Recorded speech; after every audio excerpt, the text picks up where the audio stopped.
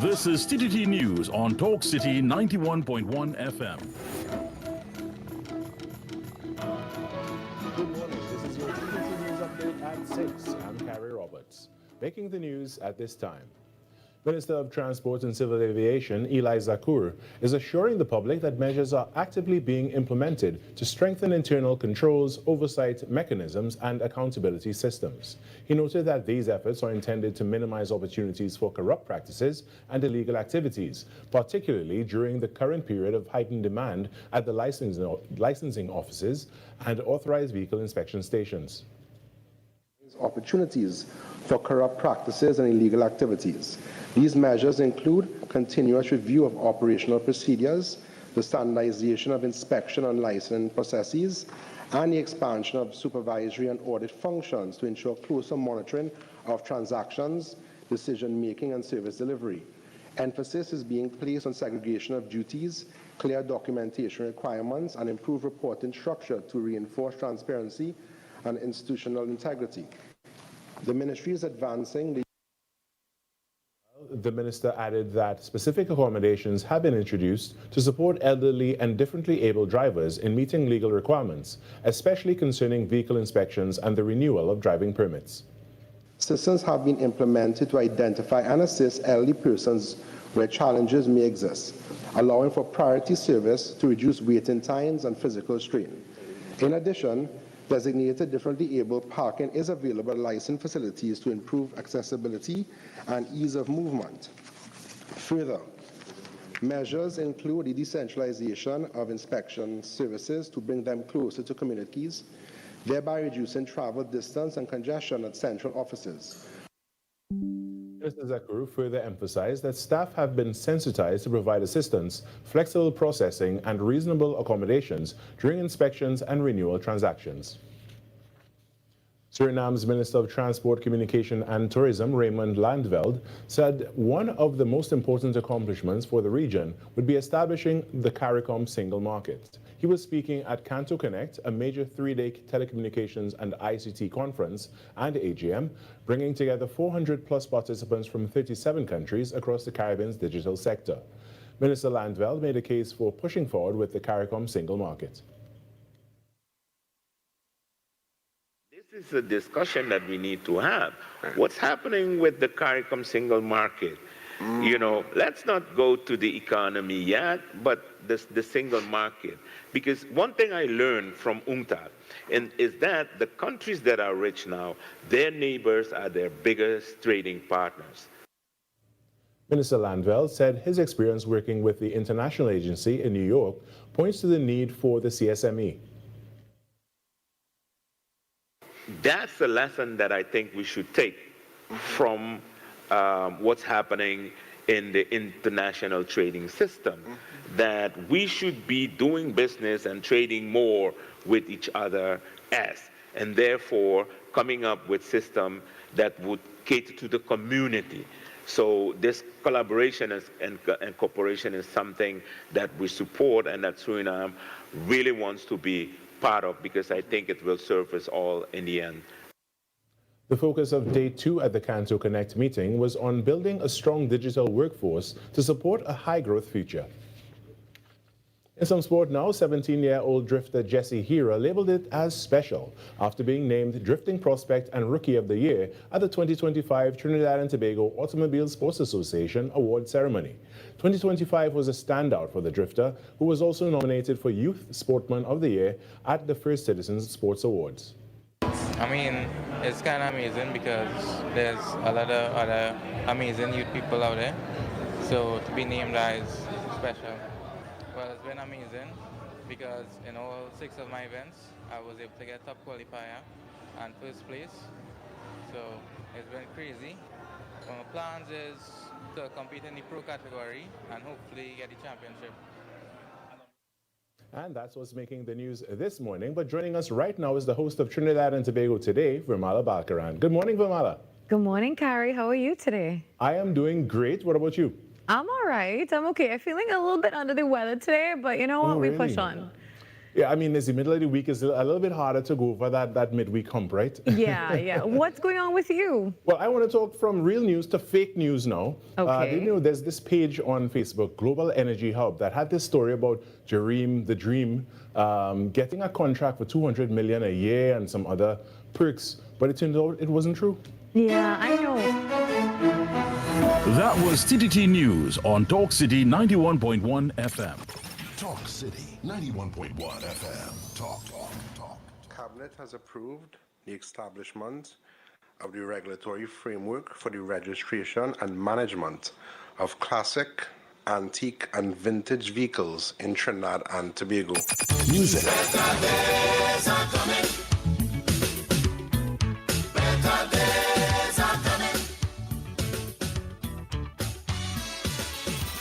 Culture. We are now in a state where I can now proudly announce that our gas production will increase by a significant amount given all the various projects that are now expected to come online. Engaging conversations, latest news, our music. This is Talk City 91.1 FM. These are not just stories, they are the echoes of who we are, passed down in voices, in silence, and in memory. From the heart of the Caribbean, where history, mystery, and magic meet, this is Echoes of Our Folklore. Echoes of Our Folklore. Your weekly journey into the legends, stories, and whispers of our islands. Brought to you by Talk City 91.1 FM. Across the Caribbean, stories of the supernatural have been passed down from generation to generation. One of the most well-known is the legend of the Duppy. A Duppy is believed to be the spirit of the dead, roaming the earth at night, unseen but never forgotten. Elders say there are ways to protect your home. One of the oldest traditions is simple. Sprinkle salt or rice grains around your doors and windows. Why? Because a Duppy, according to folklore, cannot enter until it counts every grain. And as the night wears on, the task becomes impossible. By the time the last grain is counted, the sun has risen, and the spirit must return to the other world. Whether taken as belief, tradition, or storytelling, the legend of the Duppy remains a powerful part of Caribbean culture, reminding us of the past, our ancestors, and the mysteries we still cannot explain. Another tale from our islands, reminding us that the past, the spirits, and the stories of our ancestors are never far away. You've been listening to Echoes of Our Folklore. Echoes of Our Folklore. Only on Talk City 91.1 FM. Talk City 91.1. Thought-provoking conversations, bold perspectives, voices you trust. Listen on 91.1 FM and connect on Facebook, YouTube, and TikTok. New shows, new features, big giveaways. Talk City 91.1. Your city, your voice. Your news, anytime, anywhere. TTT News brings you the facts that matter most. On air and online. More ways to stay informed. TTT News covers the stories that matter. Join us nightly at 7. TTT News. Committed, accurate, relevant.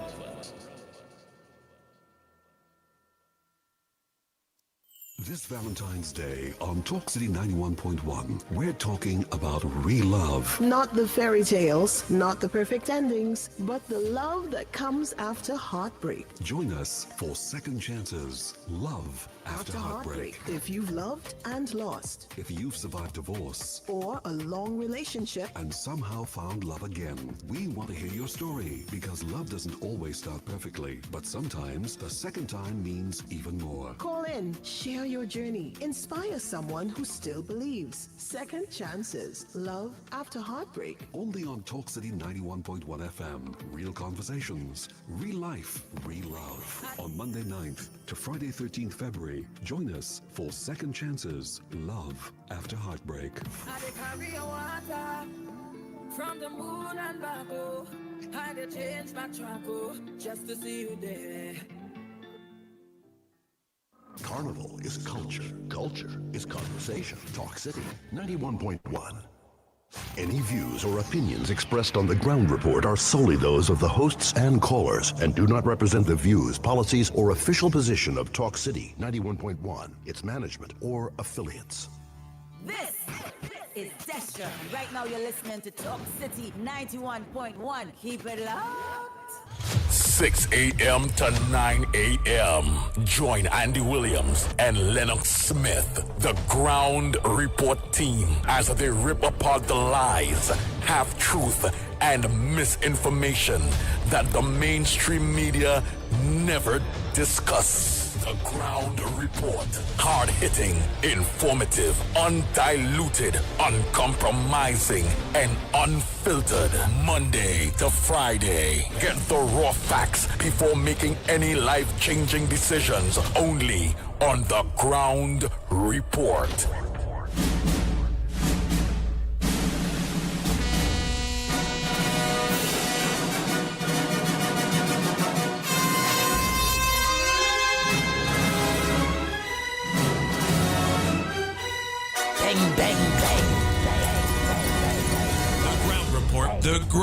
The ground report.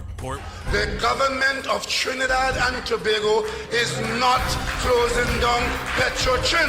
The ground report. The ground report. I would think that there's been very clear that all the employees of Petrotrin will exit the company. All. The Ground Report with Andy Williams and Lennox Smith.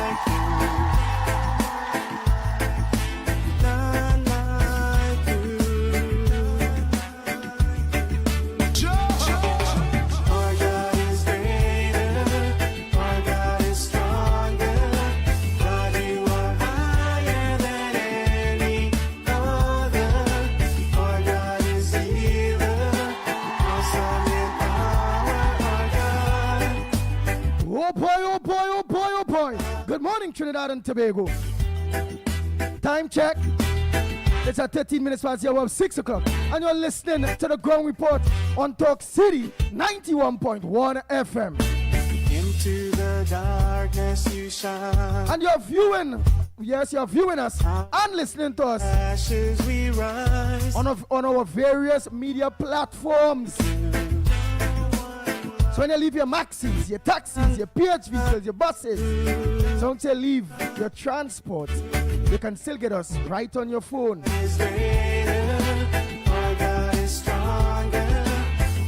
On Facebook or on YouTube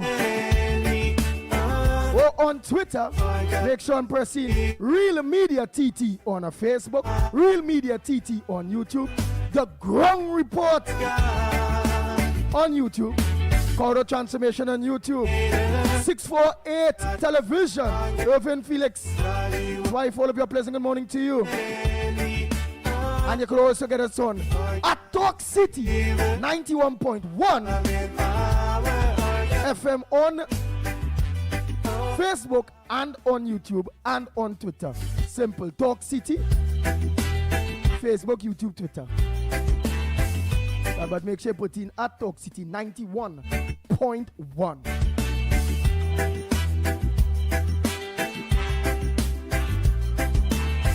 Let me say pleasant good morning to all maxi taxi drivers, PH drivers, bus drivers, truckers, panel vans, all sort of transportation, your personal car and all, that I lock on. A pleasant good morning to each and every one of you, the drivers. I always give you all my first acknowledgement because you all, for years, make the ground report the Pitbull #1.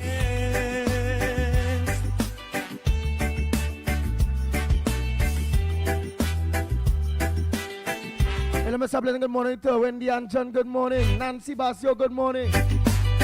Hey, Mira from Princess Song, good morning to you. Troy Smith, good morning. Hafrina, Mom, and a pleasant good morning to you. Dudat Mohan, good morning. Samantha, good morning to you. Mala, good morning. Ryan Ali John, a pleasant good morning to you. Matilda Rhodes, a pleasant good morning to you. Marilyn Sicharan, good morning. Anne-Marie Armin, a pleasant good morning to you. Nathaniel, good morning. Nita Ramlal, a pleasant good morning. 007, good morning. Biznat Pasada, good morning to you. Trini Nairo, good morning. Peter Samlal Singh, a pleasant good morning to you. Philip Fatboy, out there in Grandi, good morning to you, my brother. I get to see we partner the other day, Carlos, man.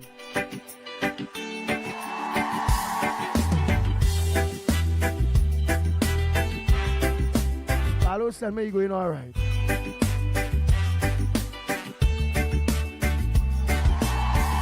Chandra Benjamin, a pleasant good morning to you. Dave Maharaj, good morning.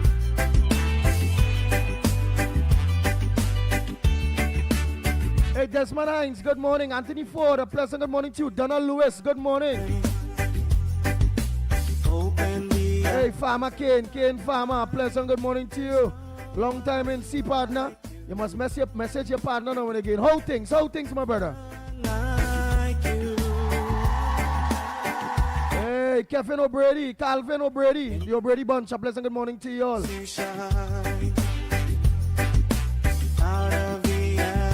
Hey, Chan Dots Saran, good morning to you. How are you going? I ain't see a little while, eh?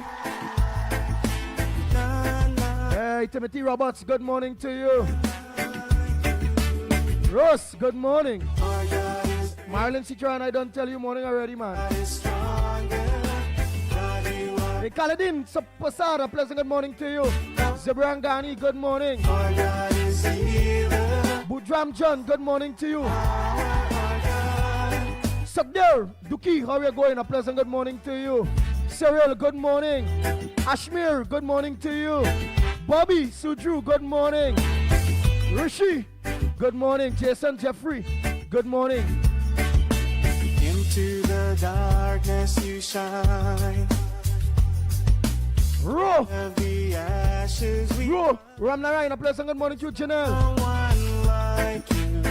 Hey, Michael Scotland, a pleasant good morning. Gloria Escala, a pleasant good morning. Timol, good morning to you. Mangaroo, yeah boy. Uncle, a pleasant good morning to you. Mala Maraj, a good morning. Freddie Brown, Joyce Ram, good morning.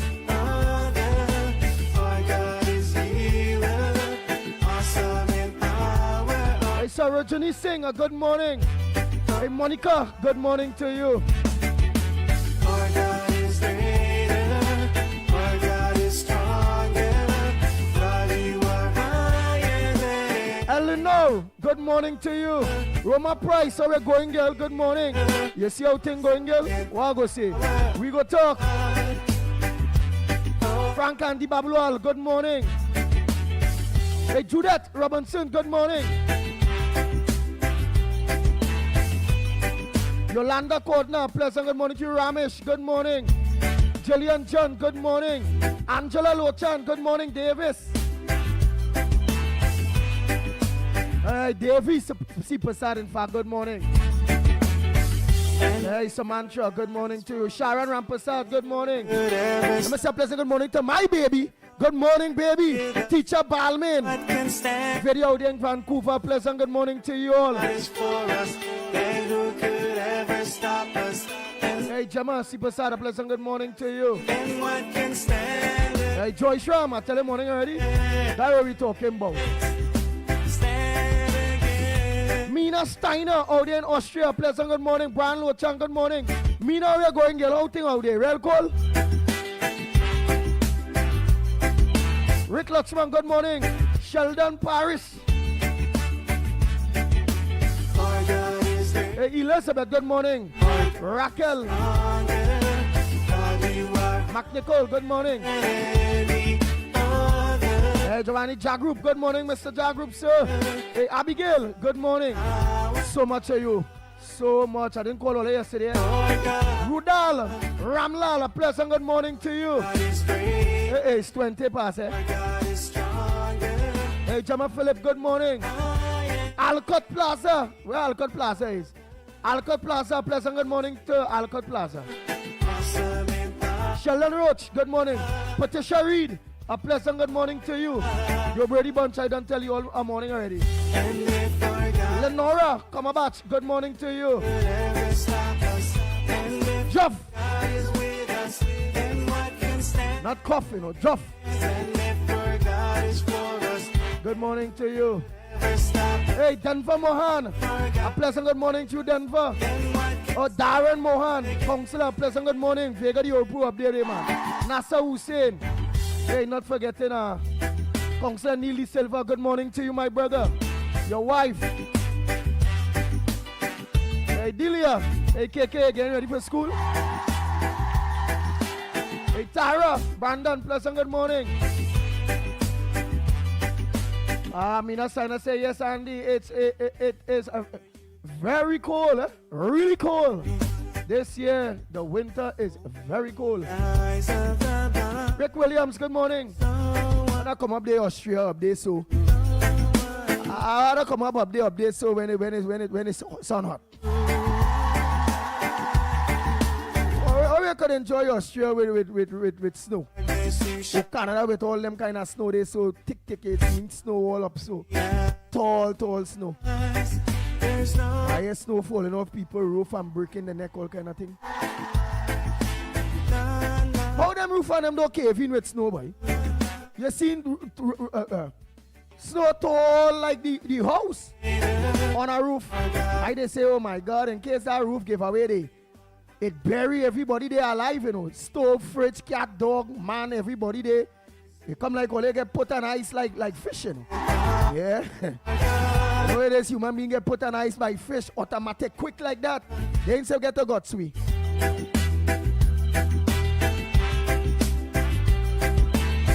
My madness, yes. I wonder if they could organize, Linda Chan, good morning to you. I wonder if they could organize a day if snow go eventually fall in Trinidad, boy. Ashes we rise. And we get the snow to fall in all them hot spots on them. And because remember, we buildings ain't really catering for snow again, you know. Well, because we don't have snow. Jared Wims, good morning. Remember, we don't have no snow, so we buildings and them, especially up in Lavante, they by Lennox and them up there, so. Snow fall up by Lennox and them there, so the snow get tall like the building on the roof. We could cool, we could get back we could cool down crime, you know. Yeah, we could put crime on ice. in them hotspot areas where you know we now thinking about it. Some magic come about that we could put crime on ice. Up in all them spots and them up there, so where my co-host there, he did this fight up with them up there, so earlier. Snowfall, it get tall, at least it reach about 6 inch. No, not inch, feet. Now, feet, that people tall up there, so is about 6 feet and thing. So we had to look for 8 feet of snow on roof. And let me see the roof cave in there, so. But only on all them criminal elements and them up in them area, they up there by Lennox and them side there, so. And then the snow must fall in, what up? And put all them criminal on ice. With us, and what can stand against? Then Lennox Smith go come out to have a press conference because that says his people, eh? Yeah. For God is with us, and what can stand against? Because I don't know, some of them up there so dumb. They have gun, but they're so dumb, eh? They might start to believe the You might try to say, who put us snow on the roof? The 6, the 7, the 8, who? The Rasta, the CT, who put us snow on the roof? And then Lennox, because they're so dumb, somebody, they go say some gang put us snow on the roof, you know? And then Lennox Smith go come out with a press conference on TTT. I would like to say I'm so sorry for all those families, for all those family members that with the velocity of the snowy caving on them, that snow don't fall in Trinidad and Tobago. It's something rare, but it's so shocking that it just happened to fall over all those elements, homes, and bury them. I want to tell the family members that it's no gang that do that, and that they all need to kneel down and pray. Yeah, something like that. I don't know what could be here excused. Because he rather try to stop a war up there, because them so dumb. The gang says, I ain't talking about the good people in these areas, that they're going to believe it's one of them gang members or gangs or leaders create snow on the roof that put their brethren on ice and they want reprisal. Yeah, boy, it is so mad. It's so mad. I really, I can't live in them area, boy. I can't, I don't know. He's a man. He a really. Oh, where's a big word for belly, boy? Calabash. But you know they say calabash or belly. He's selling that already. A man was by he lineman. Boy, this man is a sick fella, you know, my co-host and all you. A man by he lineman Christmas Day, New Year's Day. Leave by he day. Go on to get some, because it's Christmas, it's New Year's. Get some drinks. Make 10 steps out of the building. Bang, bang, bang, bang, bang. And he's still there in the area, you know, boy. Man, I done gone. All now, so that area today is in February the 4th. That area that never see me again. But see me.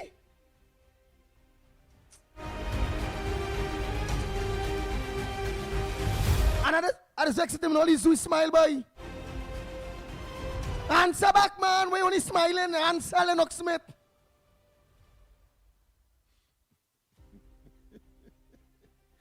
Well, of course, I see it as interlude for amusement, because I know just as snow, rain falls on every man's house top. Nigel's Life's a pleasant good morning to you, Director. And how was your day yesterday?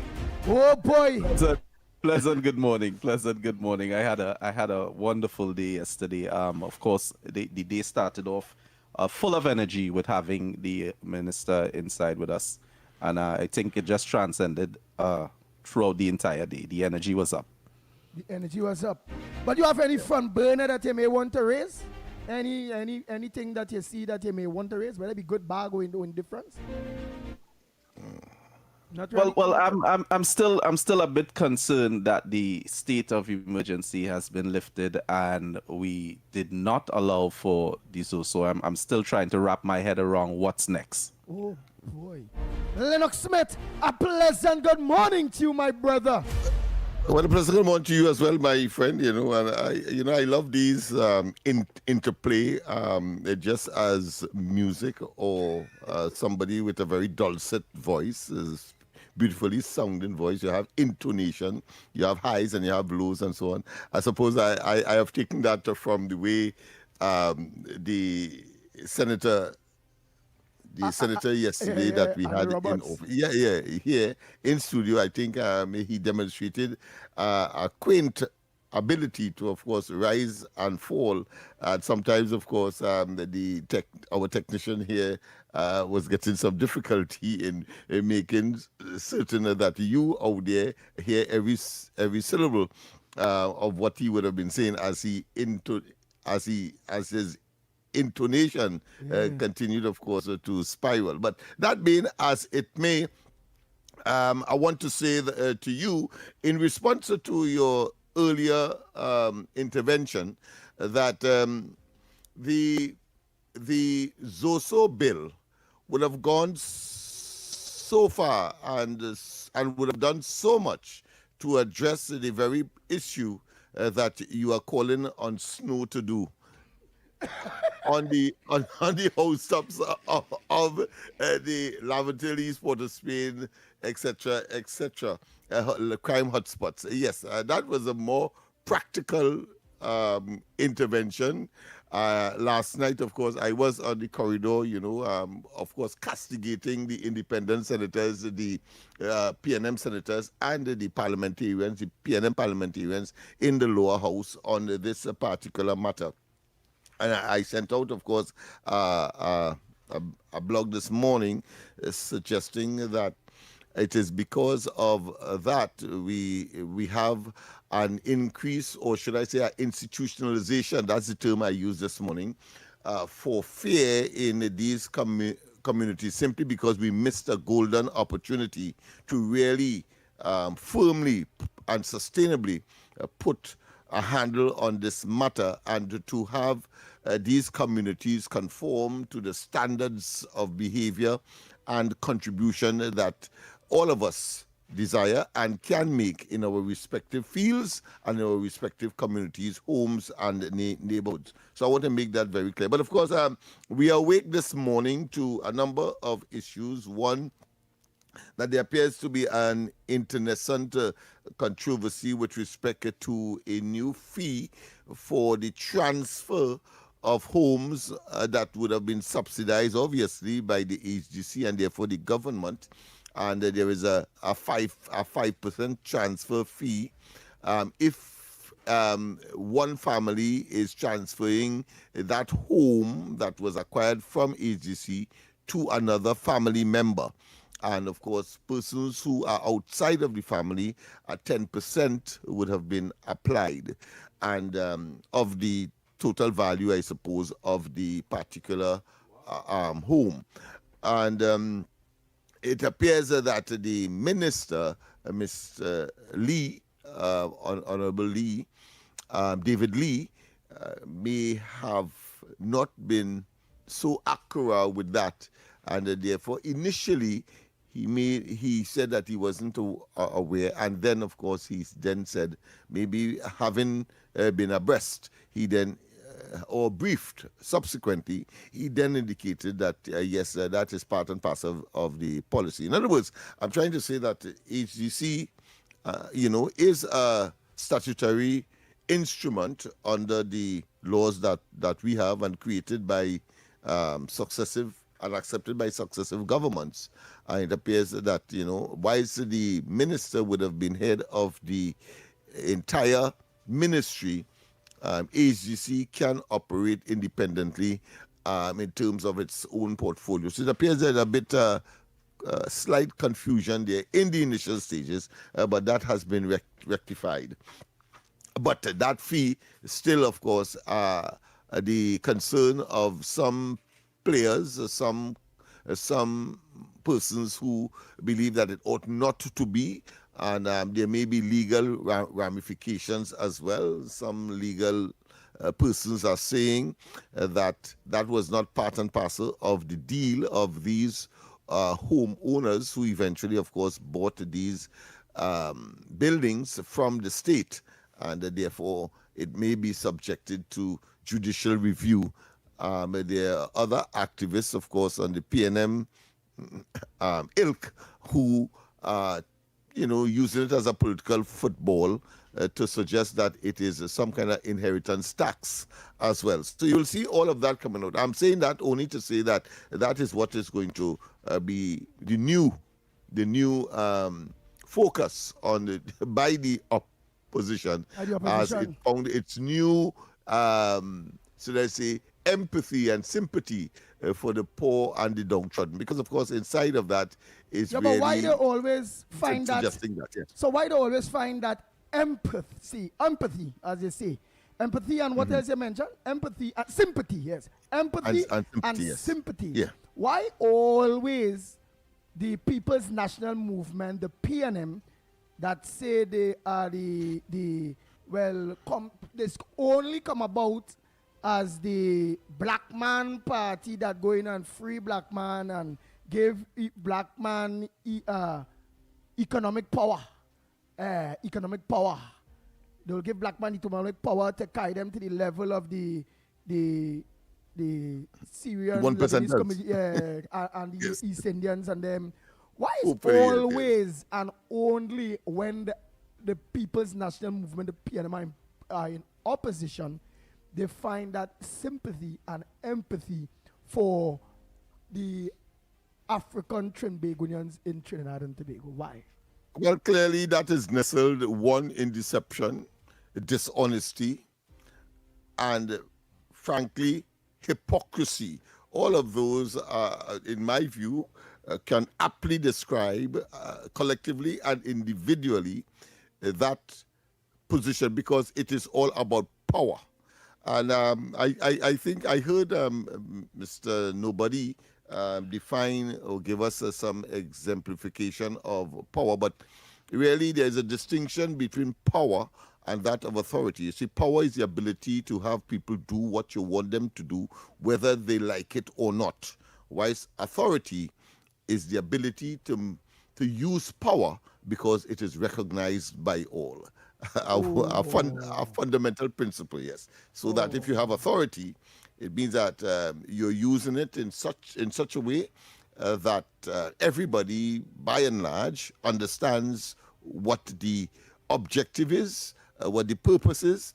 And so, of course, the present government, for example, using authority, having been recognized by all, having been given the power by virtue of elections that was conducted on the 28th of April last year, and they come to the population and they would have seen that they bet the country in a mess, they bet the finances of the country in a mess, and let's face it, that is what makes the world go wrong, so to speak, in terms of satisfying all of the needs and wants of a society.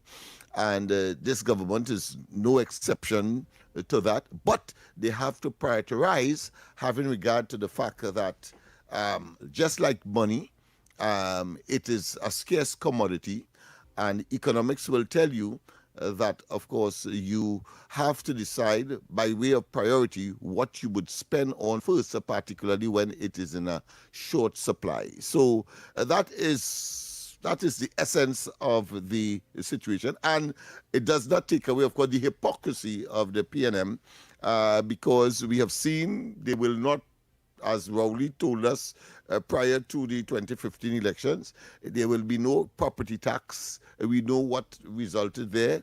There will be no reduction in subsidy. Sorry, I mean there will be no removal of subsidy.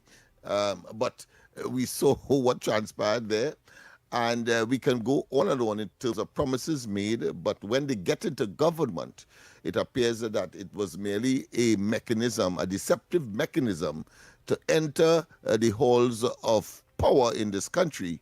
And when they get there, they then, of course, engage in draconian and other unrealistic and very barbaric, frankly, conduct that proved to be inimical to the entire society, and in particular those very persons on whose backs they would have ridden to get into office. I'm talking about the so-called African community who they claim they have been representing since 1956. Since 1956.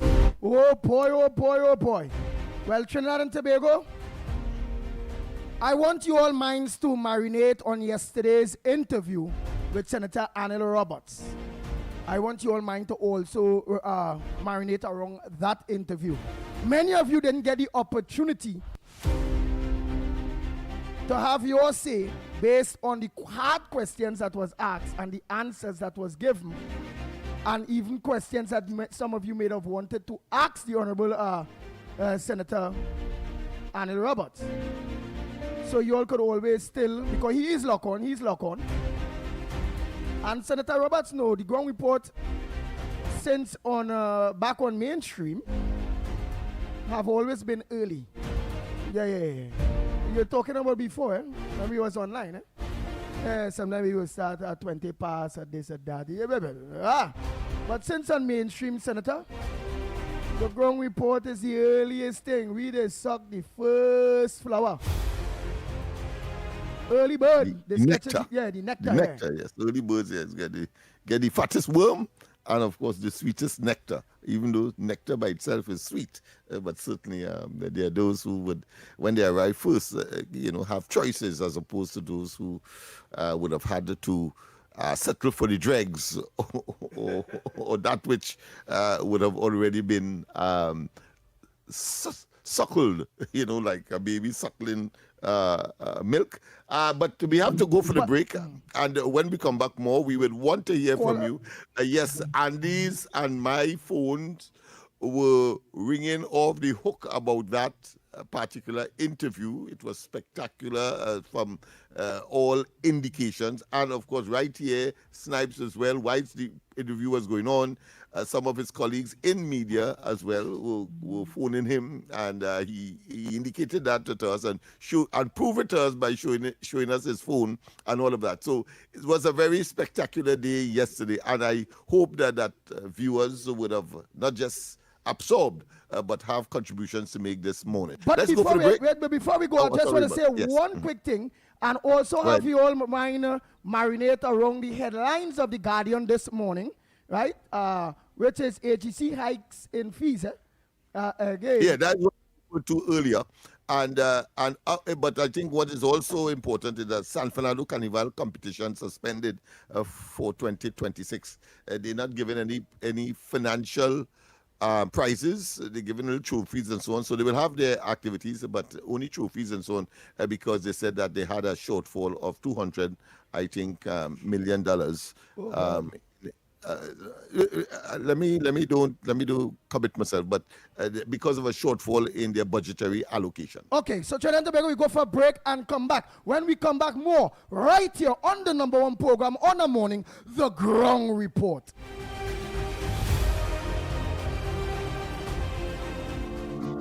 If you are a migrant currently living in Trinidad and Tobago without legal immigration status, this message is for you. The government of Trinidad and Tobago has introduced a special registration process for migrants who have overstayed or entered the country illegally. The online registration process will begin from Monday 26th of January and end on Wednesday 25th of February 2026. All applicants are first required to register through the official portal at migrantregistration.gov.tt. That's migrantregistration.gov.tt. After completing the online registration, there will be a mandatory in-person processing and verification, which begins at the end of February 2026. The start date for that phase will be announced through official government channels. The in-person registration will take place at the Hazley Crawford Stadium, Port of Spain, the Atto Bolden Stadium in Balmain, Couva, and the Larry Gomes Stadium in Malabar, Arima, as well as the Dwight York Stadium, Bacalet, Scarborough, Tobago. Applicants will undergo a comprehensive verification process, which will include vetting by the Trinidad and Tobago Police Service involving fingerprinting and background checks. You will also be required to undergo basic medical screening. Upon completion of the registration process, successful applicants will be required to pay $700 for the migrant registration card. The ministry reminds undocumented migrants your participation in this exercise is essential, as failure to register during this window will result in deportation. This special registration process for migrants is your opportunity to be documented, protected, and allowed to work legally in Trinidad and Tobago for a defined period. For additional instructions, along with online application and required forms, visit the official portal at migrantregistration.gov.tt. That's migrantregistration.gov.tt. This message brought to you by the Ministry of Homeland Security and the Information Division, Office of the Prime Minister.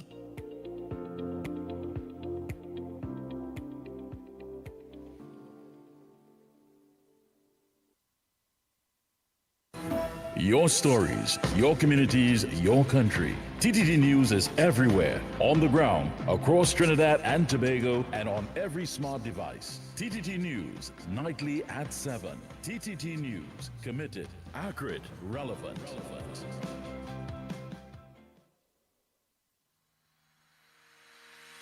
Every morning begins with a story. The headlines you need. The voices you trust. The conversations shaping our nation. Welcome to Trinidad and Tobago Today, where your day starts informed and inspired. News that matters to you. Conversations that spark new ideas. Stories that move Trinidad and Tobago forward. Tune in weekdays, Monday to Friday at 6 a.m. or join the conversation on any smart device at TNT Today Show. Trinidad and Tobago Today. Start here, exclusively on TTT. This Valentine's season, Talk City 91.1 FM celebrates second chances at love. Were you divorced, heartbroken, widowed, and thought love was over until it found you again? Share your story on air in just 1 or 2 minutes. Tell us how you healed, how long it took, and how love returned. Respectfully, honestly, and from the heart. Daily winners will be selected with a grand prize winner announced on Friday, February 13th. Second chances. Love after heartbreak. Only on Talk City 91.1. I dey carry your water from the moon and back, oh. I dey change my track, oh, just to see you there. Carnival Stories. History in motion. The Midnight Robber.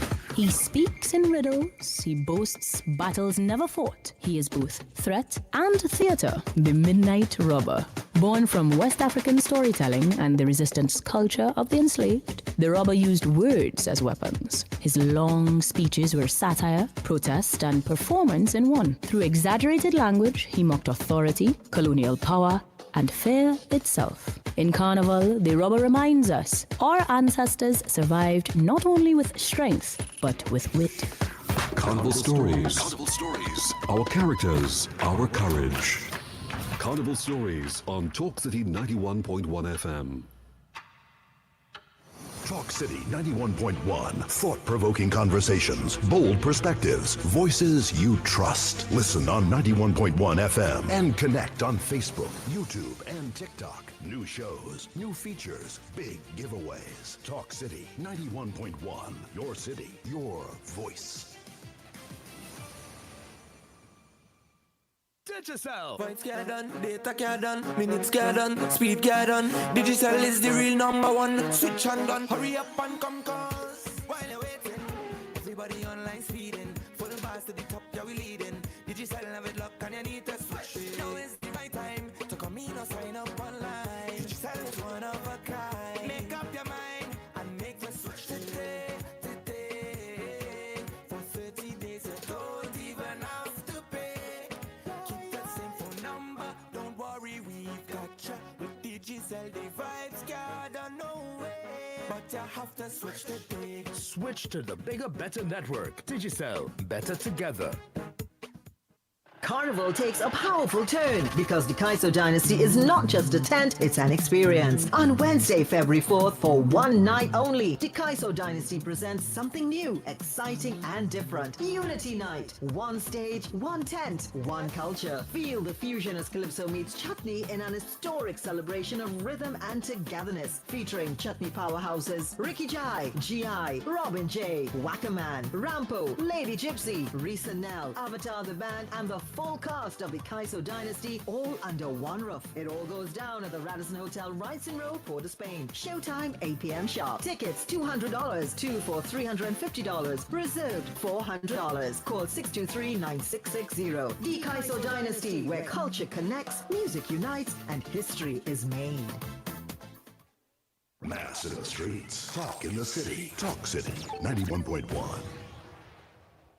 This is Destra, and right now you're listening to Talk City 91.1. Keep it locked. The ground report. The ground report. The government of Trinidad and Tobago is not closing down Petrotrin. The ground report. The ground report. I would think that there's been very clear that all the employees of Petrotrin will exit the company. All.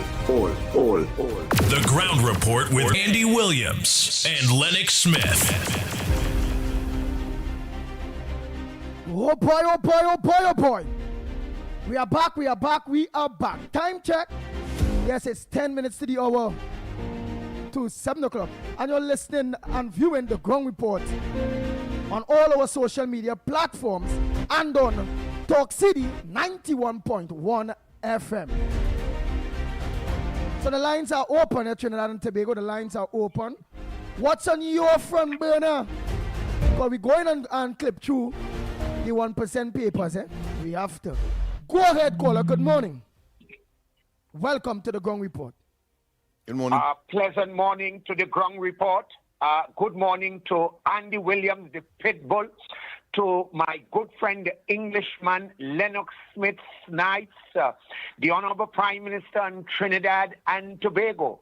Andy Williams, the big Pitbull in the Caribbean. Are you hearing me? Loud and clear. Hey, Andy, before I go on, you remember Bilal? Bilal still alive? Andy! Bilal still alive? Yeah, well, when last I heard he was alive still. Oh, he used to be balling. Andy! Those was the heydays, Andy. Those days you're ripping people apart, the Pitbull, and you're still ripping. Anyway, let's get there. Yesterday, I heard the Honorable Minister, Senator Anil Roberts. And I want to tell you what I like about the Senator. He is unconventional, and that is why he didn't cut from the normal mill of the ordinary politics. So he will say it as is, so to speak. People feel he's undressed in his contribution. No, that is his styling. But you know what I want to do this morning, Andy? I want to congratulate the President of the Senate, the Honorable Wayne Mark. And let me repeat. I want to congratulate the Honorable President of the Senate, Wayne Mark. Let's go there. The independent benches and the opposition tried to form a coup d'etat. Oh, yeah. To take the Honorable Prime Minister to discipline her. And brilliant and sharp as Wayne Mark is, he realized the devil in the detail. And he struck down the motion, and I said, well done. Because let me tell you why. Prior to the sittings yesterday, if you had listened to all the independent senators in front of the parliament, they were coming with a coup d'etat against the Honorable Prime Minister. And I want to thank the President of the Senate for seeing through, because listen now, is the opposition bench and the independent bench to move motion to discipline the Prime Minister.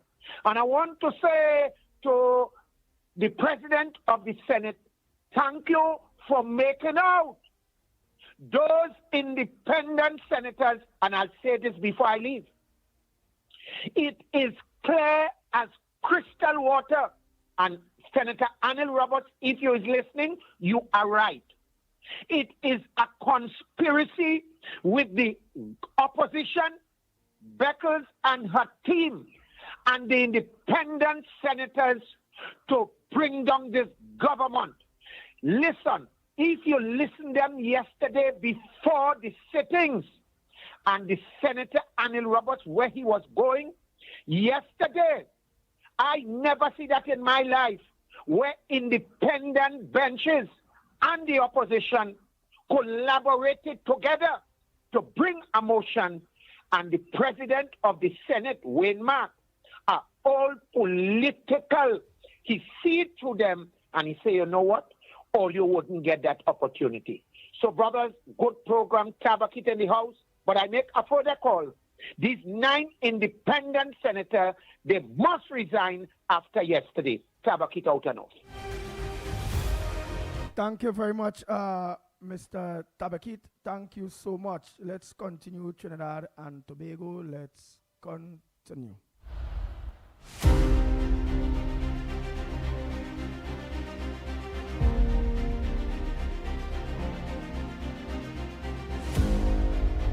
Good morning, Andy. Good morning, Lennox. Good morning, Andy. Good morning, Lennox. Andy, what going on with them walking them by? All them walking them only behind the Kirani bridge, so in Chicago's down. I listen it.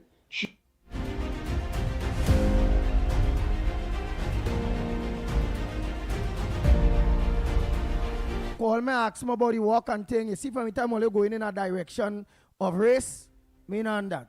I really not on that. At the end of the day.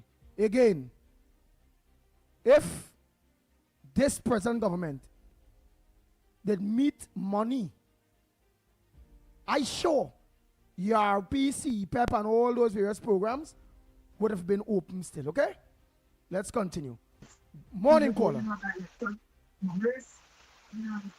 Morning. Morning to you. Andy, since last week I was calling you to tell you, all you don't talk about this killing with the police officers and things. The commissioner had made a statement saying that how we had put a senior police officer to investigate.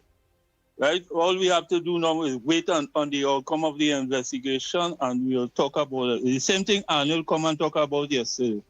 And next thing again though, yesterday, I don't know if you all get a chance to listen to Arnold in the Senate yesterday.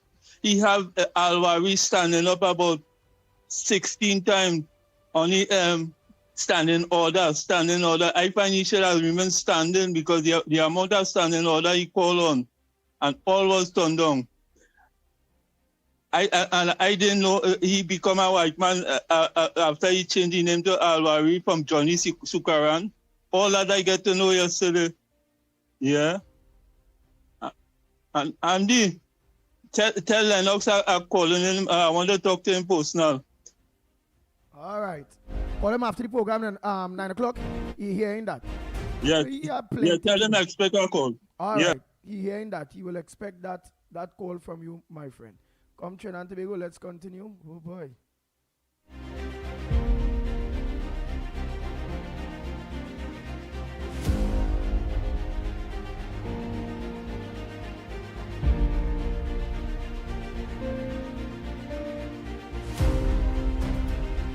Go ahead, caller. All right, well, let me go with a voice. No day by the time they. Oh, boy. Go ahead, caller. Yeah. Blessed good morning, Andy. Blessed morning, Lennox. Blessed morning to Trinidad and Tobago. And we celebrating the anniversary year in April, right? I is KFC, I is a fighter, I is Gaudi, and doing the right thing. You call me over the Savannah last week, Thursday, to start a little work. And I'm going through a little problem. I go start Monday here. When I go up Monday, the time I go see a man. Look to see this man. I go on, I see him Monday. I go on yesterday. I stick around to me. The man will come about after 2. So I wait. When I meet the man telling me he can't hire me because I let him like coming from quite central. I could work from 8 to 3 because he works from 8:30 till 4:30. So when I see the man who hiring people, the man is an old piano man, 30-something years, the man working, they are hiring people, and it's a set of piano people only hiring of the young girl working in pom-pom shorts, necklace, all the belly outside and all them kind of thing, and they don't people going to for work. So I let the man know, you're going on, brother, you're not paying for them 2 days now, because I have to pay babysitter, all the kind of thing. And nobody in calling me and assist me, I going out and knocking on doors, no kind of assistance. I see me working at a certain place. This that I say good morning to you, Honorable Jolene John.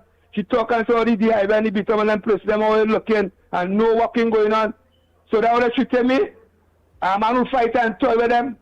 They've been calling me, I am fighting at certain through social development. Because I already can do no hard work. I say I go give up on that and try to do something to help my family. Nothing at all. And I come out and talk my mind, boy, because that man work real hard. It have videos with me, but a certain minister call me to do protocol suicide work. So you was called out to come out last week? Yeah, last week Thursday. And you refused to come out. Well, you didn't refuse to come out. You didn't go out. No. I tell the man, I have a little problem with my daughter. She was sick. I was in the hospital in Mount Hope. So I said, well, I go start Monday. He said, all right. So I let him know if I could walk from 8 to 3. So he told me to come to see a certain man. So when I go to see the man was in the Monday gone. I go on yesterday, the man was in the temple to hold on. When I see the man telling me he can't fulfill my need with that. My work is from 8 till 4:30. Right. So I say, well, all right, I will try to come down early and do the work. Getting paid by a bell, so no one watching how families move today. We have to go for the news, and when we come back, more.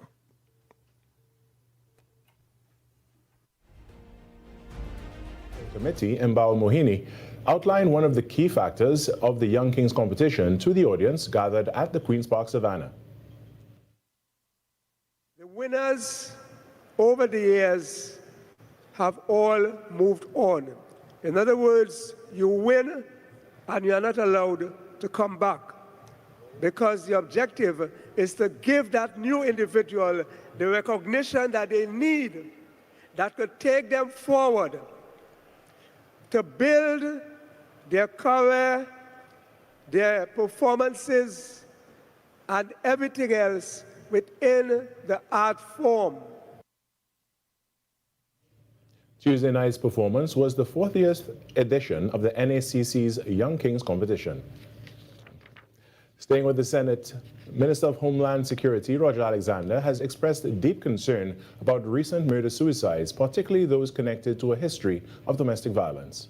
He emphasized that these tragic incidents highlight the urgent need for early intervention, stronger victim support, and well-coordinated prevention strategies. Responding to a question in the Senate on Tuesday, Minister Alexander said the Trinidad and Tobago Police Service, through its Victim and Witness Support Unit and Crisis Response Team, has implemented a range of targeted measures aimed at reducing domestic violence-related crimes, enhancing early intervention efforts, and preventing fatalities.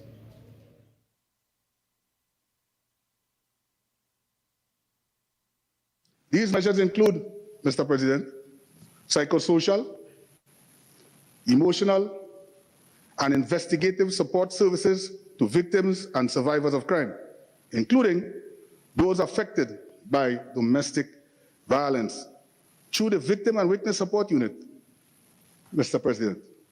This includes counseling, safety planning, referral to partner agencies, and ongoing case management for high-risk situations. He added that the police service continues to prioritize public education and outreach initiatives designed to raise awareness about domestic violence. These initiatives include youth mentorship programs, male empowerment initiatives, women's wellness programs, teen survival groups interventions, early abuse symposium, community lectures on domestic violence investigations, and nationwide youth violence prevention and digital safety education. The president of the Mixed Martial Arts Association of Trinidad and Tobago, Adam Chin Leong Kam, together with the president of the Trinidad and Tobago Olympic Wrestling and Beach Wrestling Federation, Mr. Kerry Grant, paid a courtesy call on the Minister of Sport and Youth Affairs, Philip Watts, following their recent designation as official national sporting bodies. During the meeting, both leaders were praised for their decades of commitment and vision in advancing and promoting their respective disciplines throughout Trinidad and Tobago. Minister Watts congratulated them on their contributions to sport development and shared his enthusiasm for the continued expansion of mixed martial arts, wrestling and beach wrestling within the country's sporting arena. And that was your TTT News Update. I'm Carrie Roberts. After the break, we return to Trinidad and Tobago today.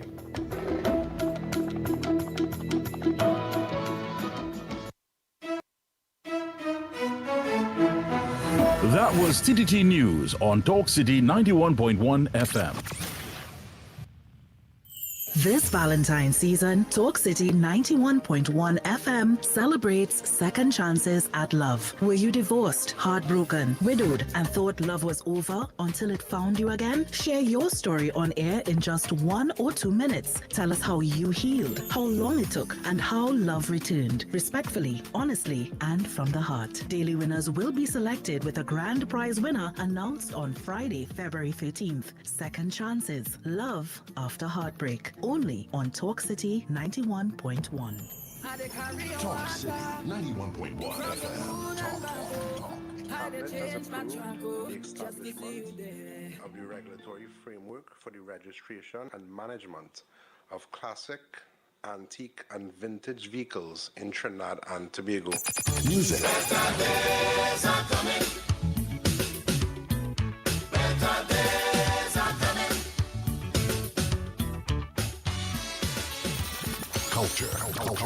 We are now in a state where I can now proudly announce that our gas production will increase by a significant amount given all the various projects that are now expected to come online. Engaging conversations, latest news, our music. This is Talk City 91.1 FM.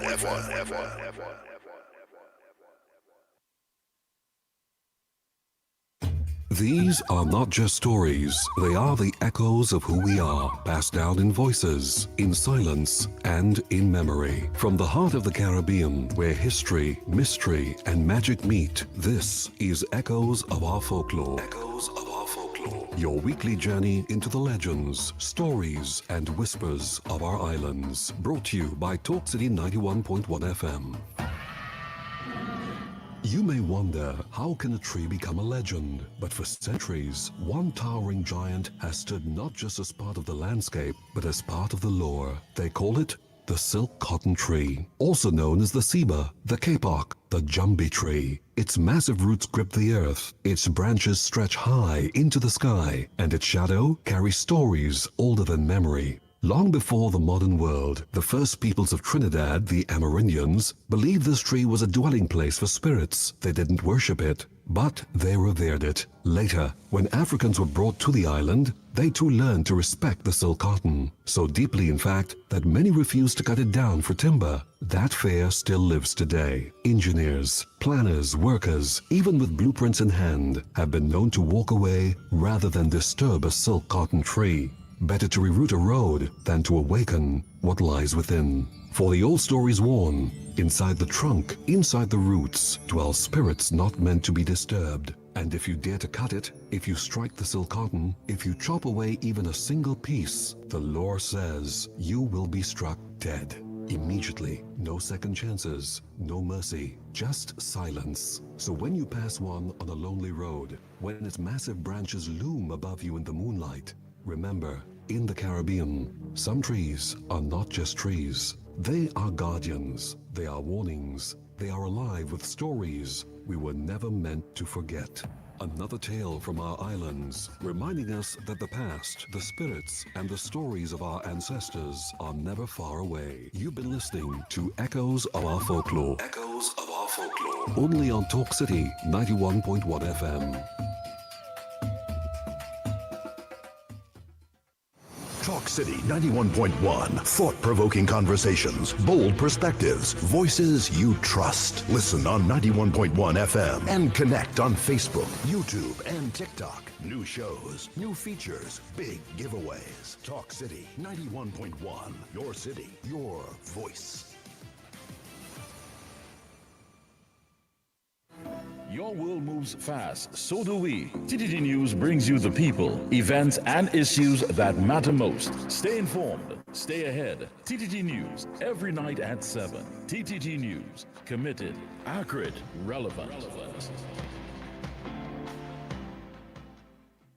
No bad man afraid, no stick man, no bad man afraid, no demand. The journey to becoming the king of the rock continues. Come feel the energy, chance, and witness the raw skill of stick fighting on Wednesday, February 4th from 7 p.m. All roads lead to Ojo Road Recreation Ground in Sandy Grande. Come experience the passion and power as warriors clash in the National Stick Fighting Semi-Finals. Tickets are only $75. Get those tickets at the Grandstand Ticket Booth, online at www.islandetickets.com, NCC office, Victoria Square in Port of Spain. Or you can also purchase tickets on site on the competition day. It's all going down. The National Stick Fighting Semi-Finals, Wednesday, February 4th from 7 p.m. Ojo Road Recreation Ground in Sandy Grande. This event is brought to you by the National Carnival Commission and sponsored by Moccasin, Dasani, Forest Park Punch and Rum, Coca-Cola, Kaleidoscope, and Caribbean Airline. For more information, you can follow at NCCTT online or call 622-1670 for more information. Grande, get ready! The boy man ain't afraid of nobody!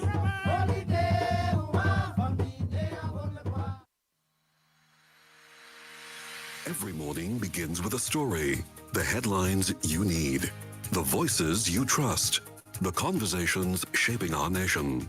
Welcome to Trinidad and Tobago Today, where your day starts informed and inspired.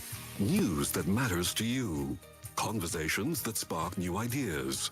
Stories that move Trinidad and Tobago forward.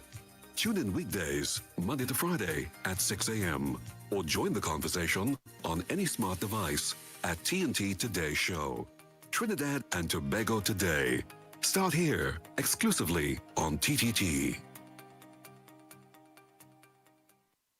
This Valentine's Day on Talk City 91.1, we're talking about real love. Not the fairy tales, not the perfect endings, but the love that comes after heartbreak. Join us for Second Chances, Love After Heartbreak. If you've loved and lost, If you've survived divorce or a long relationship, and somehow found love again, we want to hear your story, because love doesn't always start perfectly, but sometimes a second time means even more. call in, share your journey, inspire someone who still believes. Second Chances, Love After Heartbreak. Only on Talk City 91.1 FM. Real conversations, real life, real love. On Monday 9th to Friday 13th February, join us for Second Chances, Love After Heartbreak. From the moon and back, oh, I had to change my track, oh, just to see you there. Any views or opinions expressed on the Ground Report are solely those of the hosts and callers and do not represent the views, policies, or official position of Talk City 91.1, its management, or affiliates. This is Destra, and right now you're listening to Talk City 91.1. Keep it locked.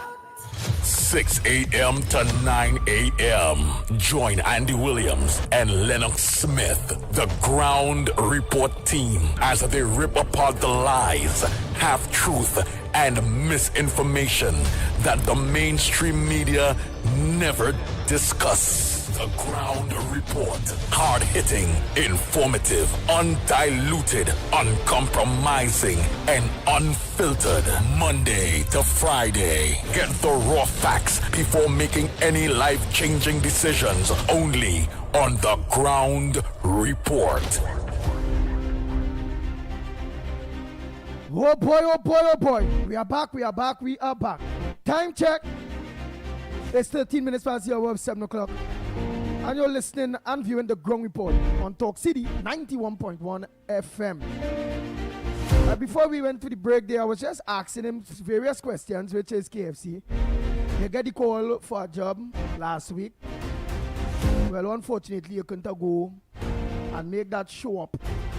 Because unfortunately, your daughter ended up sick or in Mount Hope.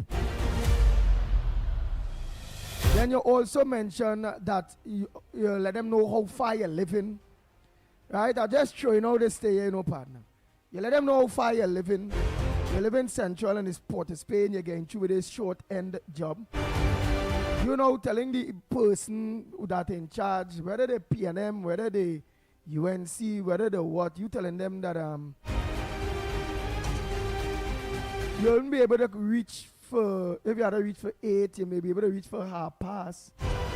And if the job overing 4:30, you want to leave by 3:30 because you live in Central. To break the traffic and all them things.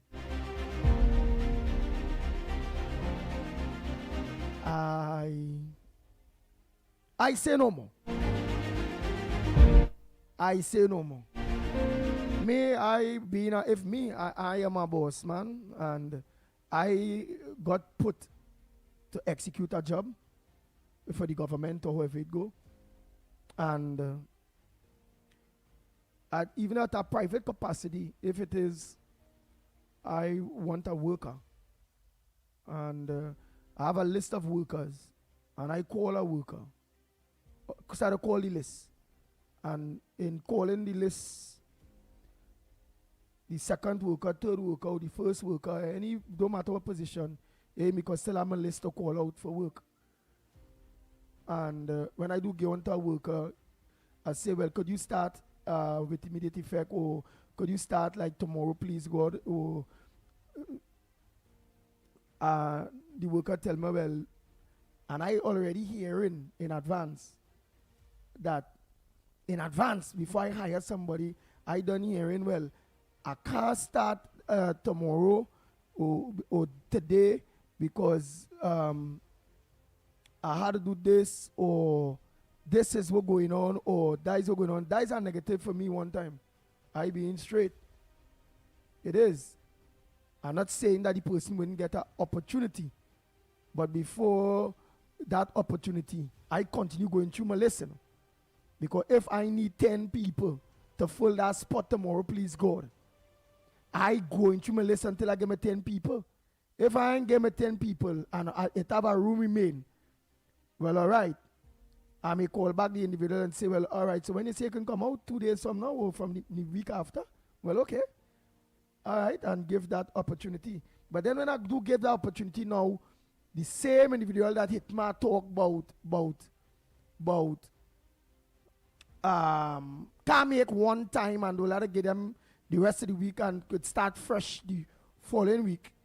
When I do talk to the person again, now the person telling me, well, and let me say my work starting 8 o'clock. And now the person telling me, well, hey, I cannot make it because of where I live. I can't make it to work for 8 o'clock. That will be a little, I might be able to make it on the side of traffic and whatever, and I'll be able to make it for 8:30. And I would not be able to stay back till 4:30 when my work time finish. Because of where I live in, I will have to organize and leave, if I can get to leave at least an hour before or half an hour before. I just talking as an individual, because I have a very small little business that, then I have people working for me, and that kind of talk, that is a negative for me. One time, the red flag that raised it for me is trouble before you even start to work for me. Right? And that kind of talk, I don't want to hear that kind of talk if I hiring a family, a cousin, a UNC, a PNM. I don't want that kind of talk. I'm just being straightforward.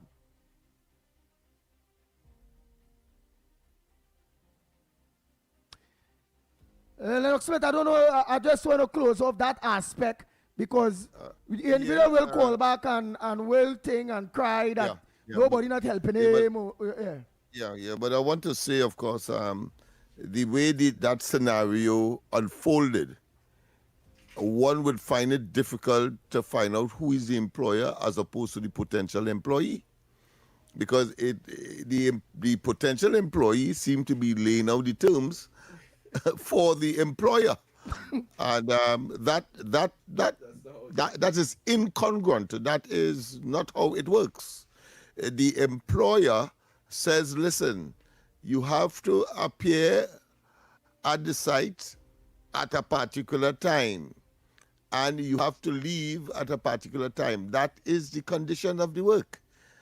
And all of the other things in between I suppose, would have also been ironed out or disclosed, so that if you can't reach on time and then you want to leave before the expiration of the time, you ain't even saying, well, all right, you'll stay back to compensate. You know, if you believe that you can negotiate.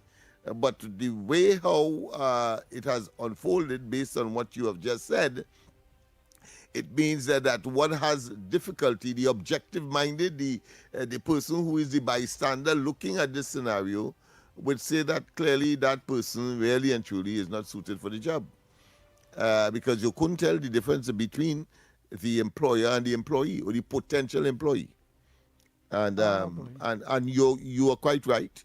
Based on your own experience and my own experience as well, that wouldn't be the person that would be suited for that particular space that I would have had, having regard to the fact that there are others, I'm sure, in the lineup that would have conceded or accept the conditionalities. Oh. So more has to be done with respect to that. Or that may not be the job that the person should be seeking. They should be seeking a job that would meet what they can offer in terms of being the employee. Nice. Yeah. So Trinidad and Tobago, this is the Gong Report. It's plain talk, bad manners. I got the information on the San Fernando scenario in terms of the funding. They depend on the National Carnival Commission, and the San Fernando Corporation, well, that committee, the Carnival Committee, got $700,000, but that they say is not sufficient. It was a shortfall of about 200,000, not 200 million. You see, so that's why I was so cautious to make certain that I verify before, of course, I make a definitive statement on the matter. So they're saying that as a consequence of that shortfall, they are unable to provide cash incentive or cash prizes for Carnival in San Fernando this time around. But I want to also say quickly that the government provided the NCC. I hope I have it right, because I just got the information. $157, I think, $1 million, and it was in fact about 4 million more than what was offered last year, which of course would have been budgeted under the previous administration. Yes. Just want to make that point. Oh boy, so Trinidad and Tobago, the lines are open, and I'm fed up till that individual. Partner, you're doing an injustice to yourself. That's the only advice I will continue to give you. Continuing to call live while all in sundry is listening. It is a big program. It's a #1 program. To air your business. It not going to help you. It would not help you. COP gave you a good advice. Stop calling a radio station to air your business.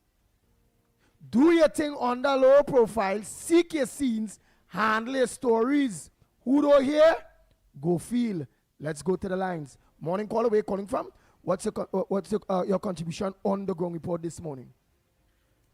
Good morning, Andy, Uncle Lennox, Trinidad and Tobago, all the technical staff, 648 television, Uncle, Felix. Yeah, so Andy, first I would like to deal with this problem, right? When you all had talking about the independent senator appointed by the PNM president. The independent benches, they start to retaliate and say they're being accused wrongfully, right?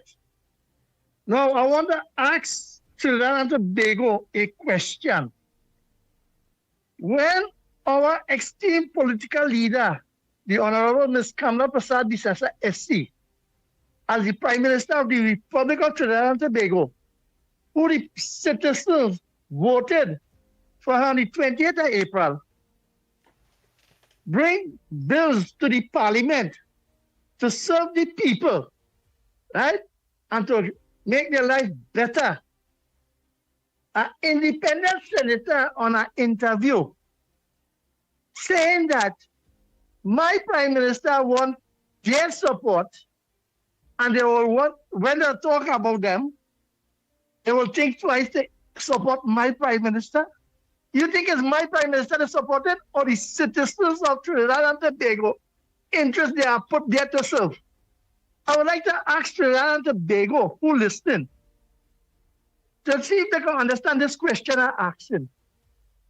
Is it the independent senators and them, when they have to debate a bill, is it for the prime minister or for the citizens of Trinidad and Tobago?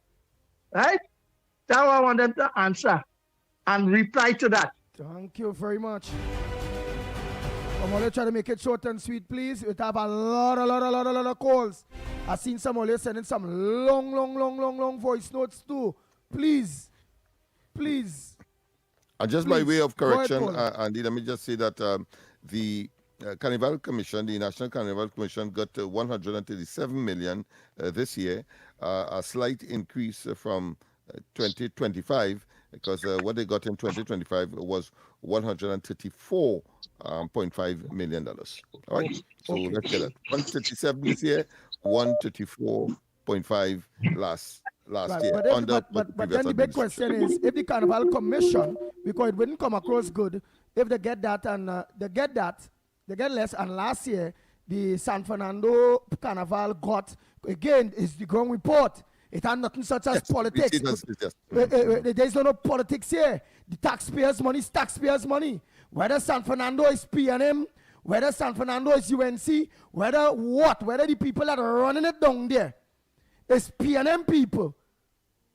It don't matter to me. The Carnival Committee, you are stating, get an increase of how much million? Yes, how much millions more? Just about 4 million. 4 million more. Yeah, but under the 4 million last year, they got money and they could have dealt with the San Fernando Carnival Committee in order to pull through with the carnival. Yeah, this year, to offer prize money. To offer prize money. This year, when they get more money, they refuse to deal with the San Fernando Carnival Committee based on funding. Something wrong, something fishy. Somebody doing what they want. They did say that they got a shortfall because they got a 700 million. I've not checked to see what was the comparison for last year in terms of allocation. However, we also know that the Carnival Commission inherited a number of outstanding bills that they also had to pay. So you understand that there may be a case being built as to why there is a shortfall, particularly in situations where others may be also be subjected. So there may be built into that others are some other factor. Well, if others are subjected to it or if it go, try to get the number for that committee in San Fernando, because I will want to know if there was even offered anything. Why that was a cancel? Remember when it comes to Baba Burke? They got 700 million and they're saying that the budget that they offered. No, not them. Had a shortfall. Who's that? The San Fernando committee that had a stand-down carnival. It was 700,000 they got. Obviously, if they say it was 200,000 short, it means therefore they had applied for 900,000, but got 700,000. Oh, so they still was getting something. It can't stretch enough. Yeah, it can't stretch enough to accommodate cash prizes as they would have before. Well, all right, don't worry. You get at least 700,000. The economy bad. PNM not then severely fumes. It have no money, and that has stretched the money.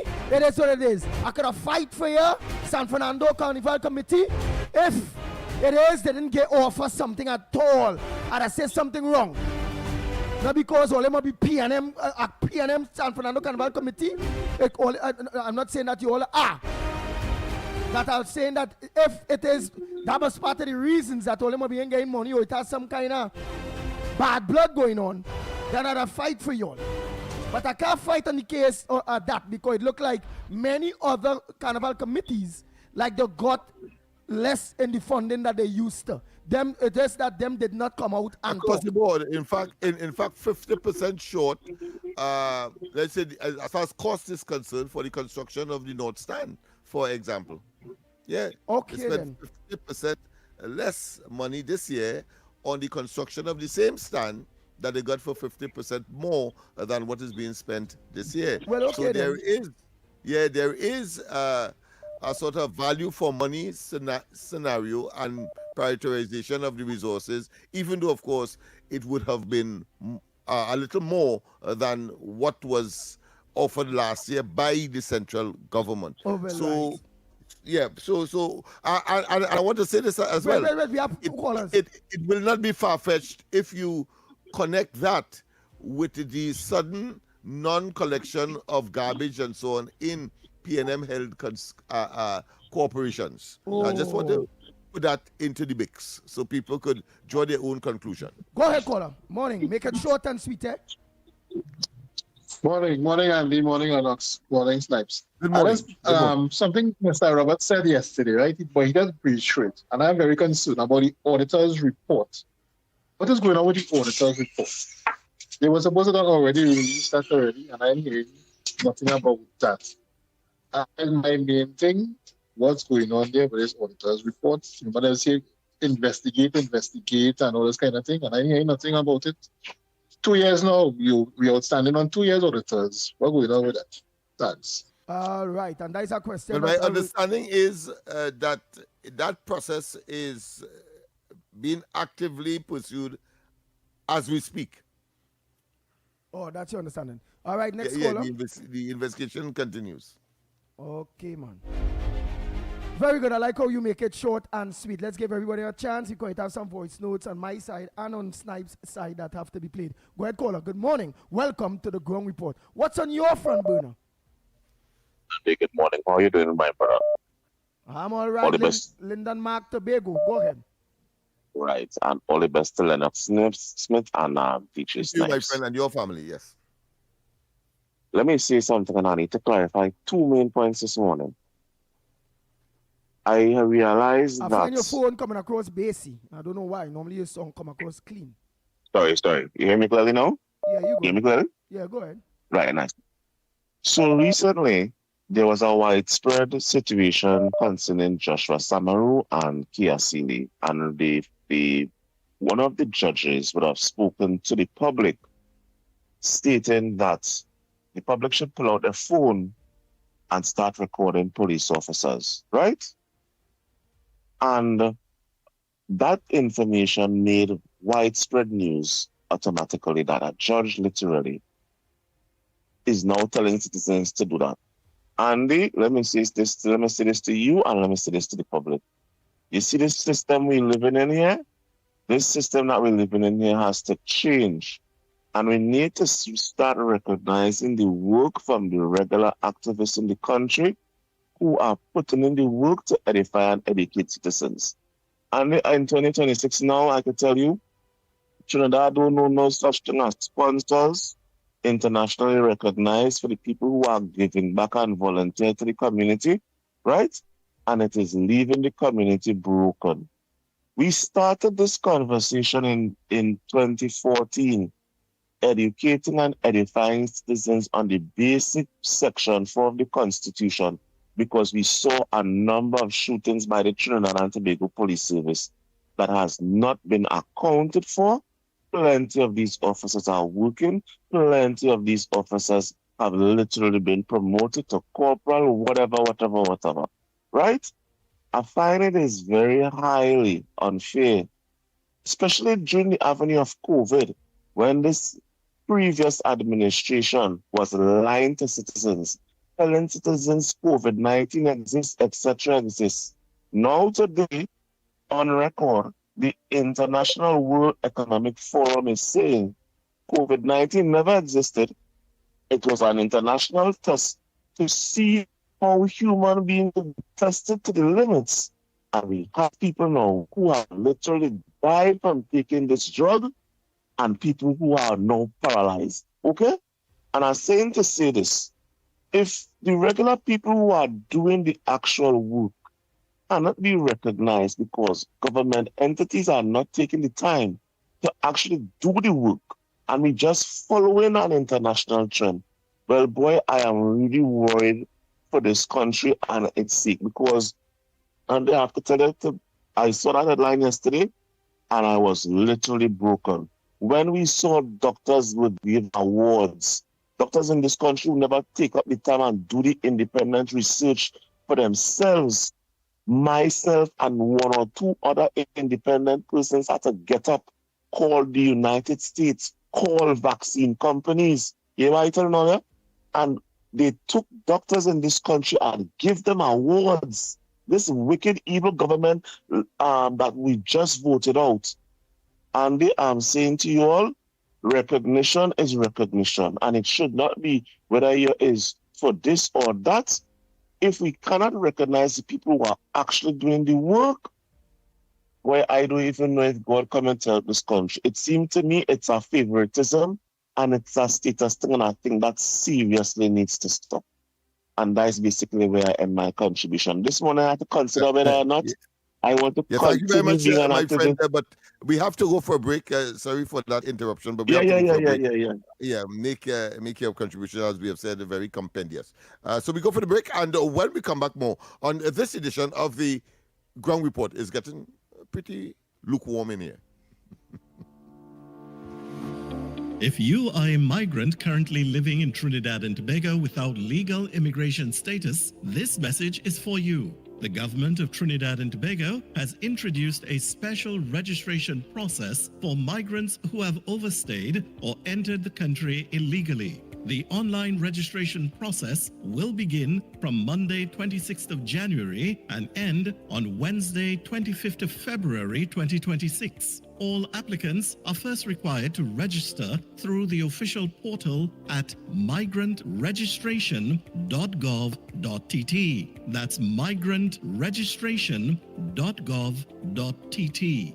After completing the online registration, there will be a mandatory in-person processing and verification which begins at the end of February 2026. The start date for that phase will be announced through official government channels. The in-person registration will take place at the Hazley Crawford Stadium, Port of Spain, the Atto Bolden Stadium in Balmain, Couva, and the Larry Gomes Stadium in Malabar, Arima, as well as the Dwight York Stadium, Bacalet, Scarborough, Tobago. Applicants will undergo a comprehensive verification process, which will include vetting by the Trinidad and Tobago Police Service involving fingerprinting and background checks. You will also be required to undergo basic medical screening. Upon completion of the registration process, successful applicants will be required to pay $700 for the migrant registration card. The ministry reminds undocumented migrants your participation in this exercise is essential, as failure to register during this window will result in deportation.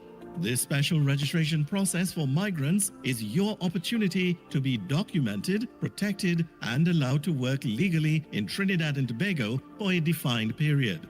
For additional instructions, along with online application and required forms, visit the official portal at migrantregistration.gov.tt. That's migrantregistration.gov.tt. This message brought to you by the Ministry of Homeland Security and the Information Division, Office of the Prime Minister.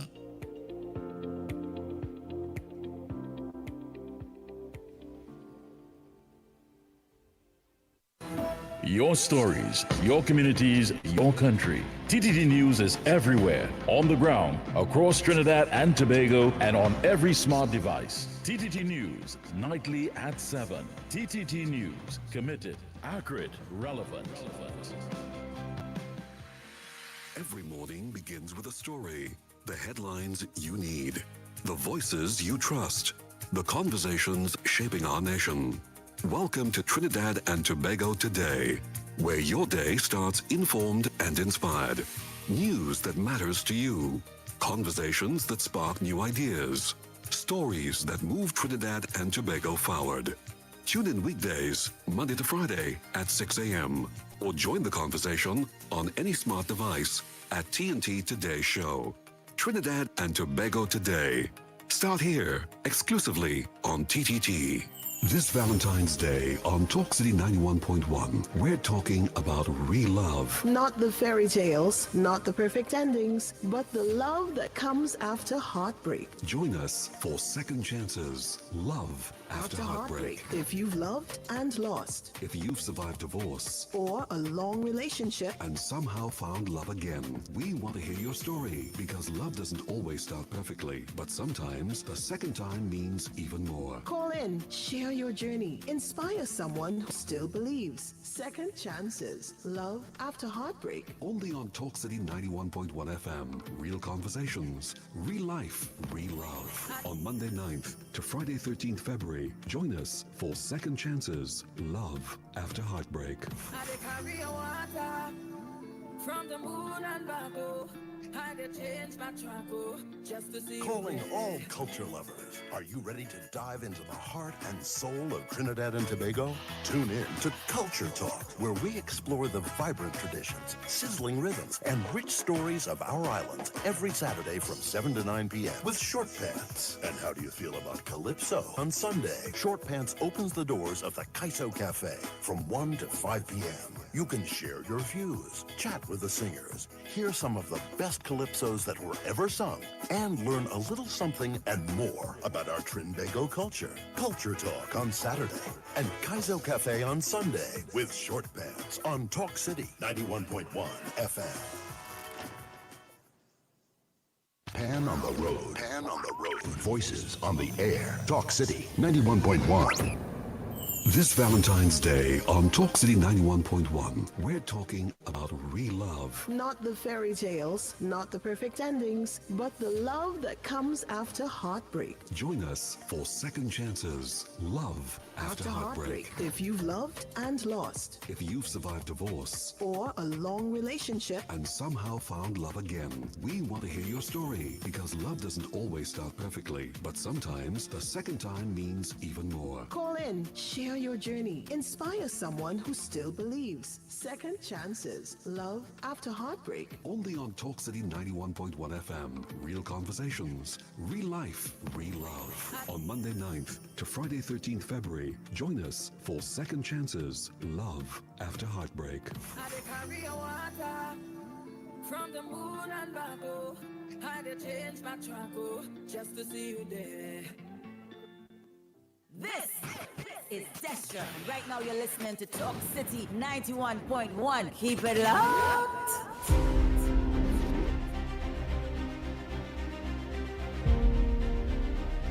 The Ground Report with Andy Williams and Lennox Smith. Oh boy, we are back. Trying to make sure we cut all of that short and sweet. Remember, you see, we have a lot of commercials, ads, all those various things. So they just keep each other. So we cannot overemphasize that your presentations must be very, very tight, must very concise, so that we can get all of the information in, as well as, of course, the deal with that which pays the bills. Just a slight correction from the earlier issue with respect to San Fernando. Their budget was 700,000. But they actually got 500,000. That's the shortfall of 200,000. Just to clarify, I don't want people from San Fernando to say that we are providing misinformation or we don't understand what the scenario is. So once again, the budget would have been $700,000, but they received from the National Carnival Commission 500,000, and they said that 200,000 put them in a position where they cannot provide any cash prizes, but it appears that they will invest in trophies and so on to symbolize appreciation of the presentations that normally would be exhibited during Carnival in San Fernando. Right, and it is what it is. At least in my book, they get something because, as I always say, I don't believe that taxpayers' money is supposed to go into no carnival, into no sponsors of this, sponsors of that, and thing. That is my belief. Sean Jogi on Facebook is saying, the San Fernando Carnival scaled down enormously over the years. Masqueraders do go support Spain. right? It has someone else, yes. Last year, yeah, Rick Lutchman say last year they got 700,000 this year they get 500,000 right? Want to go to one other thing to clear something with that I saw there where they say Andy. Yes, Martin Lawrence is saying, Andy, if you're interested in P&M business, why don't you join P&M and drink Balijay juice? Mr. Martin Lawrence, Carnival down there in San Fernando, the committee there, I don't know if it's a P&M committee or a UNC committee, no partner. Just like how we have a Carnival committee in Saparia, I don't know, or Barapo, I don't know, or in Diego Martin, I don't know, or in Grandi. It all various places had a little committee. Shogunas. So we go say, the committee for Carnival in Shogunas and Barapo and them places is P&M? I don't know. So, Mr. Martin Lawrence, don't let my intellect go over your head and be dumb. Yeah, why again? The issue I'm raising have nothing to do with if a committee is a P&M, UNC, this, that. No. Taxpayers' money belongs to everyone. Okay, dumb Martin? It belongs to everyone. And my interest was on the grounds of making sure that whatever committee, wherever they are, Separia, Diego Martin, Barapo, Lavanti, wherever, that balance when it comes to taxpayers' money prevail. That is what it's about. And after several years in the doldrums, we highlighted, of course, the Rio Claro committee that has been revived this time around. But I cannot, of course, not focus on the fact that the very North Stand that is constructed or has been being constructed year after year. The understanding is that the Carnival Commission is now paying 50% of what it normally would have cost. Nice. So my issue, the same structure. So my issue, Martin Lawrence, is that I looking for value for money when it coming to taxpayers' money. Whether it's equity. Equity, but value for money. Because I really don't believe in it neither. Gain this money out, gain that money out. Let all of them organize and do things and make money. Do things, make money to carry out all the events. I don't believe in government funding these things. The money is better put to use somewhere else. Nice. So, Lawrence, you want to know is the pitbull view? That there is the view of the pitbull. We, the taxpayers' money, must not go into all those things and them there. But, unfortunately, my colleague Lennox Smith always tell me, Andy, it's culture, they may have to organize and still thing. And, okay. But value for money. You was getting 700,000. You get this year, you get 5. Find a way for the 500,000 to work. Queen's Park Savannah and the stands, as Lennox Smith, my colleague, just said, was they cut the cost by 50%. And the North Stand still going to go up. And then whoever had to do the work and they find a way to make sure with funding cut by 50% to still get it done. So in my book, a smart for like me, you know what I could be saying? What? If they find a way with funding being cut by 50%, and then find a way and look everything plain off still, like nothing in wrong, that means that 50% that was cut there used to go in people's pocket. It was wasted money. That's how I this think. So Mr. Martin, shh. Yeah, I'm sure Mr. Martin would have got the gist and the logic of that presentation that you made and that argument that you would have made, because it is clear he too, being a rational person, would, will I have just to want to call and say something on. Go ahead. Go ahead, caller. Sorry about that. Go ahead. Good morning. A very good morning to the Talk City, the Ground Report. Good And morning they to are you. called this morning, right? Yes. About the same fellow who called just now. Something wrong with that guy. I didn't want to call just now. I didn't want to call. But something wrong with that fellow who's be calling that KFC? he only could work a certain time, KFC. He needs something wrong with that fella. This is not the first time. Always want to call. That fella need to change his lifestyle.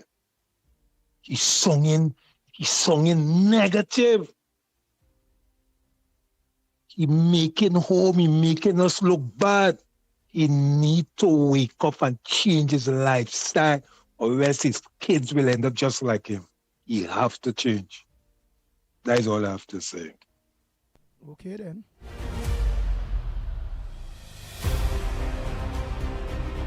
Nice. Let's continue there. Quick. Oh boy. Go ahead, caller. Pleasant good morning to you. And I said all of that Trinidad and Tobago to show you all again that I don't want to hear that the day so that done. That a carnival committee. So, all right. Rio Claro start back. That UNC carnival committee. So go on us have a carnival committee. That UNC on. Arima one. That PNM on. Well, rest me with that. Rest me. My issue is, it's taxpayers' money. And when it comes to taxpayers' money, I'm not seeing no UNC PNM this because we have a leader, the Honorable Kamala Prasad says, sir, that not even governing the country like that. You notice? It's equality across the board. UNC people, because of the state of the country, PNM left the country. Where the CPEP and URP and all them things, forestries and all them things closed down. And the Honorable Prime Minister and the government had to make serious decisions based on money and getting value for money. Taxpayers getting value for money. UNC people suffering because of that too. PNM people suffering because of that too. And the type people don't support no party that used to use those programs suffering too. And they're reforming it, as Senator Arnold Roberts said, and they're going to bring it back to make sure that taxpayers get value for money. Gone are the days of ghosts. If you can't work, go and ask go and sign up for disability grant or work. No work, no pay. It is what it is. And that is the culture that the Kamala Prasad says, this present Prime Minister, trying to enforce, because she has no choice, because we are a lawless society. On us. Change have to start somewhere. And sometimes to change a lazy, tricky, corrupt country and people. Because it's not the country, the country is the people. Sometimes it's hard to move with an iron fist. That's like the demerit points. The moody demerit points. People wasn't losing lights again. Bam, they realize accidents started to go up more. People started to do more madness on the road. People started. The woman had no choice. Hey, I ain't gonna bring back the demerit points, but I go double the fees. If you obey the law, you have no fine to pay. You break the law, you have a fine to pay. But everybody vex for the lawbreakers, partner. The whole country gone mad for the lawbreakers, feeling sorry. It's a little too harsh. It's not a harsh on somebody that's going to obey the law. How that fine, and not tax. How that fine hard on me if I know on the highway I don't supposed to drive over 100 mile per hour. But I'll go on and I drive over the 100. Get fine. And then I want to vex and say, It's poor people, and without getting money, all I have to do is, for goddamn, just stay under 100. Don't drive the shoulder. When screen crack, well, try to stay off the road. It is what it is. My license expire. Where the hell I drive in? I have no insurance. What's going on with me? But Trinidad and Tobago, PNM supporters, and what's the biggest set of mouths I see talking about that demerit thing, about that fines and them, is non-drivers. People don't have a license and them, oh Lord, the government's so wicked. But the kinds of drive a bike. It is what it is. That's how the pit bull is. Let me go to the calls. It's plain talk, bad manners. I know. Hold the calls, Andy.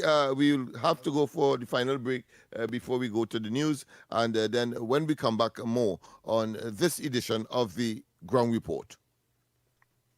Carnival Stories. Carnival Stories. History in motion.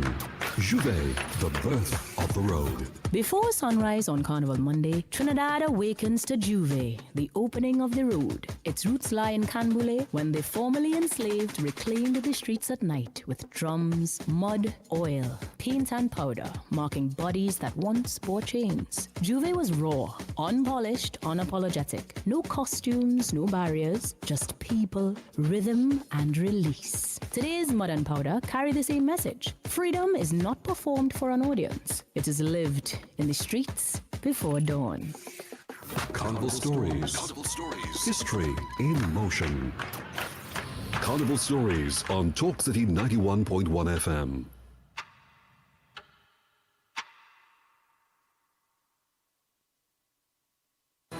Your news, anytime, anywhere. TTT News brings you the facts that matter most. On air and online. More ways to stay informed. TTT News covers the stories that matter. Join us nightly at 7. TTT News. Committed, accurate, relevant.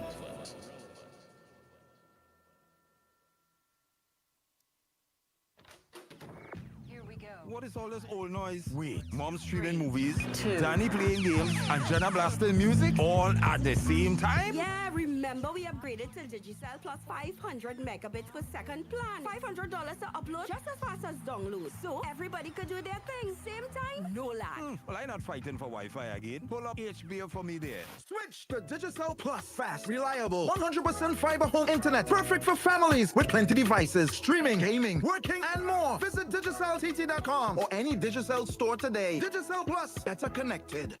This Valentine's Day on Talk City 91.1, we're talking about real love. Not the fairy tales, not the perfect endings, but the love that comes after heartbreak. Join us for Second Chances, Love After Heartbreak. If you've loved and lost. If you've survived divorce. Or a long relationship. And somehow found love again. We want to hear your story because love doesn't always start perfectly. But sometimes the second time means even more. Call in, share your journey, inspire someone who still believes. Second Chances, Love After Heartbreak. Only on Talk City 91.1 FM. Real conversations, real life, real love. On Monday 9th to Friday 13th February, join us for Second Chances, Love After Heartbreak. From the moon and back, oh, I did change my track, oh, just to see you there.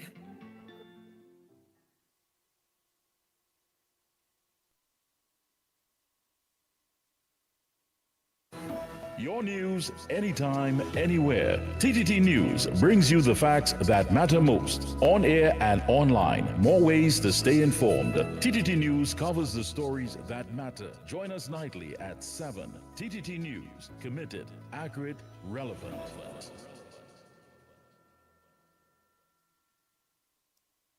No man afraid, no stick man, no man afraid, no demand. The journey to becoming the king of the rock continues. Come feel the energy, chance, and witness the raw skill of stick fighting on Wednesday, February 4th from 7 p.m. All roads lead to Ojo Road Recreation Ground in Sandy Grande. Come experience the passion and power as warriors clash in the National Stick Fighting Semi-Finals. Tickets are only $75. Get those tickets at the Grandstand Ticket Booth. Online at www.islandetickets.com. NCC office, Victoria Square in Port of Spain. Or you can also purchase tickets on site on the competition day. It's all going down. The National Stick Fighting Semi-Finals. Wednesday, February 4th from 7 p.m. Ojo Road, Recreation Ground in Sandy Grande. This event is brought to you by the National Carnival Commission and sponsored by Moccasin, Dasani, Forest Park Punch and Rum, Coca-Cola, Kaleidoscope, and Caribbean Airline. For more information, you can follow at NCCTT online or call 622-1670 for more information. Grande, get ready! The boy man ain't afraid of nobody!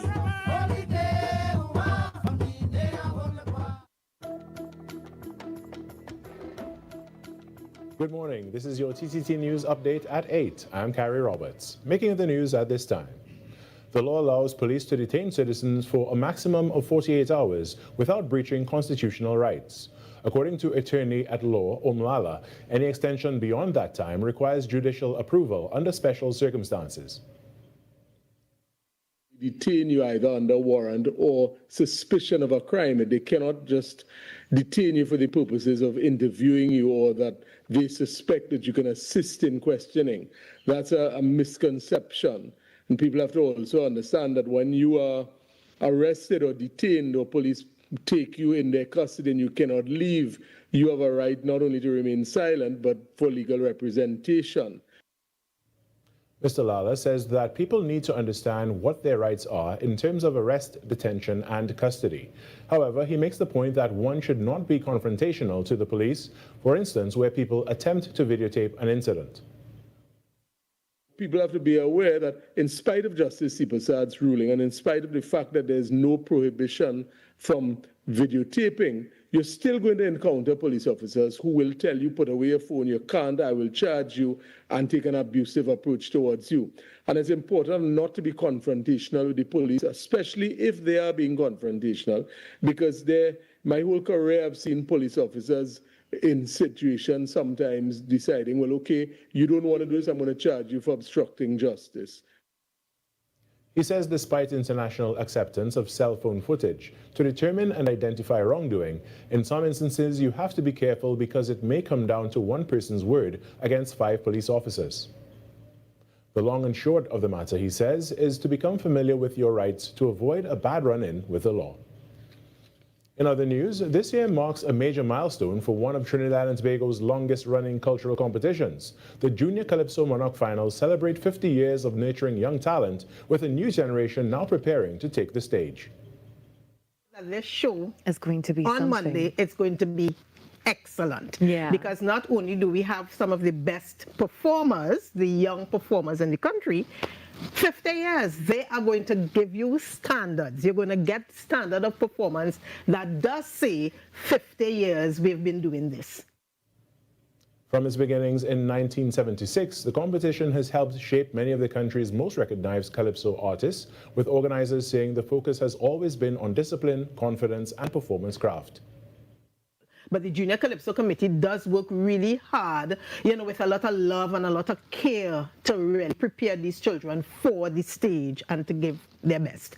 So now that we look at the Calypso landscape and we see Patrice Roberts and Marshall Montano and Roderick Gordon and all these people, Aaron Duncan, and so many names that I can call, Tizzy O'Connor, Dwayne O'Connor, all of these people came through Junior Calypso, were a part of the Junior Calypso fraternity before they graduated to what they do now, because they get a really good foundation there. This year's finals will see 15 young finalists competing against the reigning monarch, with organizers promising strong social commentary, high-energy performances, and a packed grandstand at the Queen's Park Savannah. The Junior Calypso Monarch Finals take place on Monday, February 9th from 10 a.m. The president of the Mixed Martial Arts Association of Trinidad and Tobago, Adam Chin Leong Kam, together with the president of Trinidad and Tobago Olympic Wrestling and Beach Wrestling Federation, Mr. Kerry Grant, paid a courtesy call on the Honorable Minister of Sport and Youth Affairs, Philip Watts, following their recent designation as official national sporting bodies. During the meeting, both leaders were praised for their decades of commitment and vision in advancing and promoting their respective disciplines throughout Trinidad and Tobago. Minister Watts congratulated them on their contributions to sport development and shared his enthusiasm for the continued expansion of mixed martial arts, wrestling and beach wrestling within the country's sporting arena. And that was your TTT News Update. I'm Carrie Roberts. Have a great day.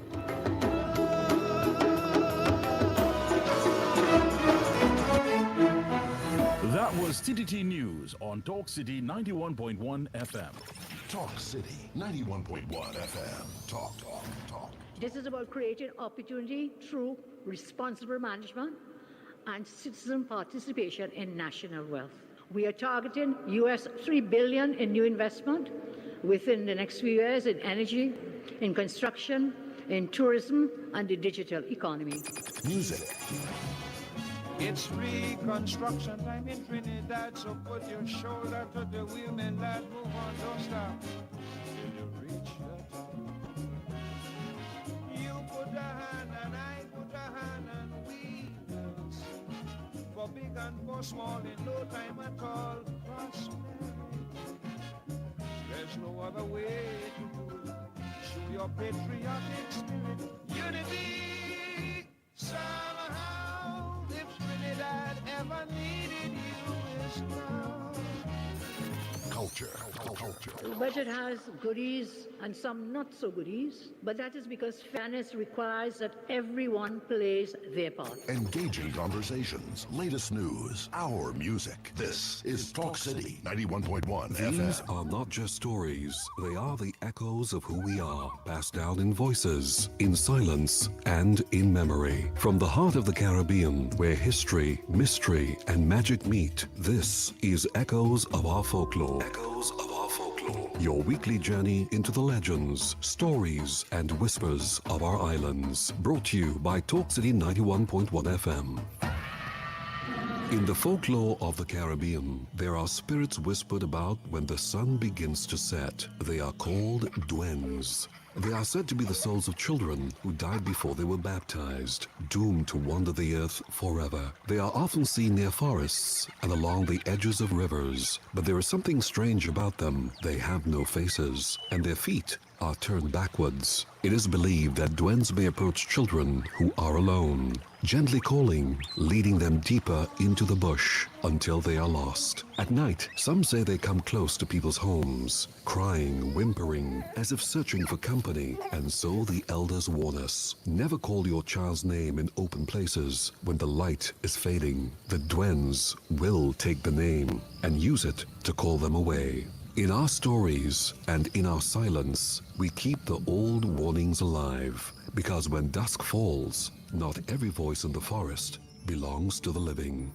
Another tale from our islands, reminding us that the past, the spirits, and the stories of our ancestors are never far away. You've been listening to Echoes of Our Folklore. Echoes of Our Folklore. Only on Talk City 91.1 FM.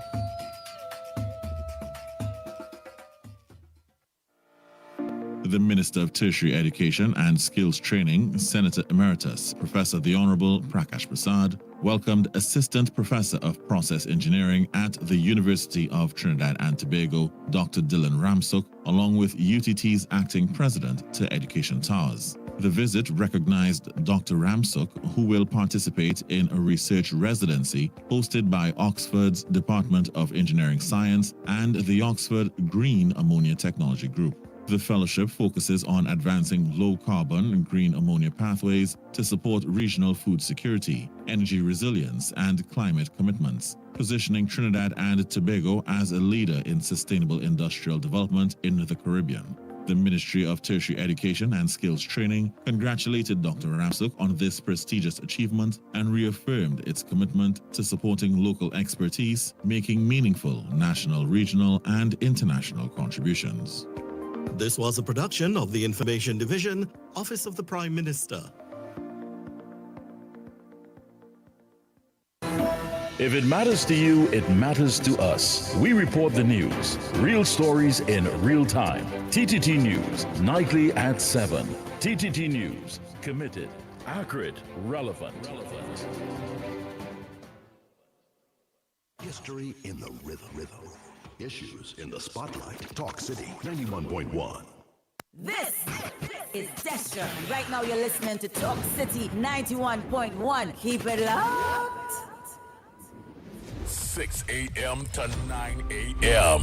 Join Andy Williams and Lennox Smith, the Ground Report team, as they rip apart the lies, half-truth, and misinformation that the mainstream media never discuss. The Ground Report. Hard-hitting, informative, undiluted, uncompromising, and unfiltered. Monday to Friday. Get the raw facts before making any life-changing decisions. Only on The Ground Report.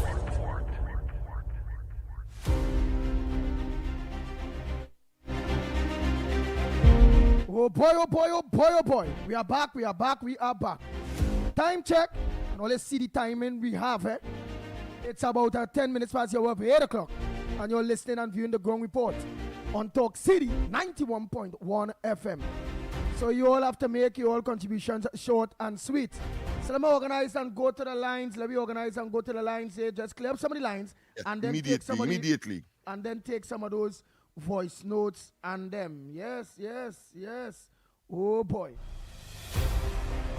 Go ahead, Carnage. Oh boy. Good morning.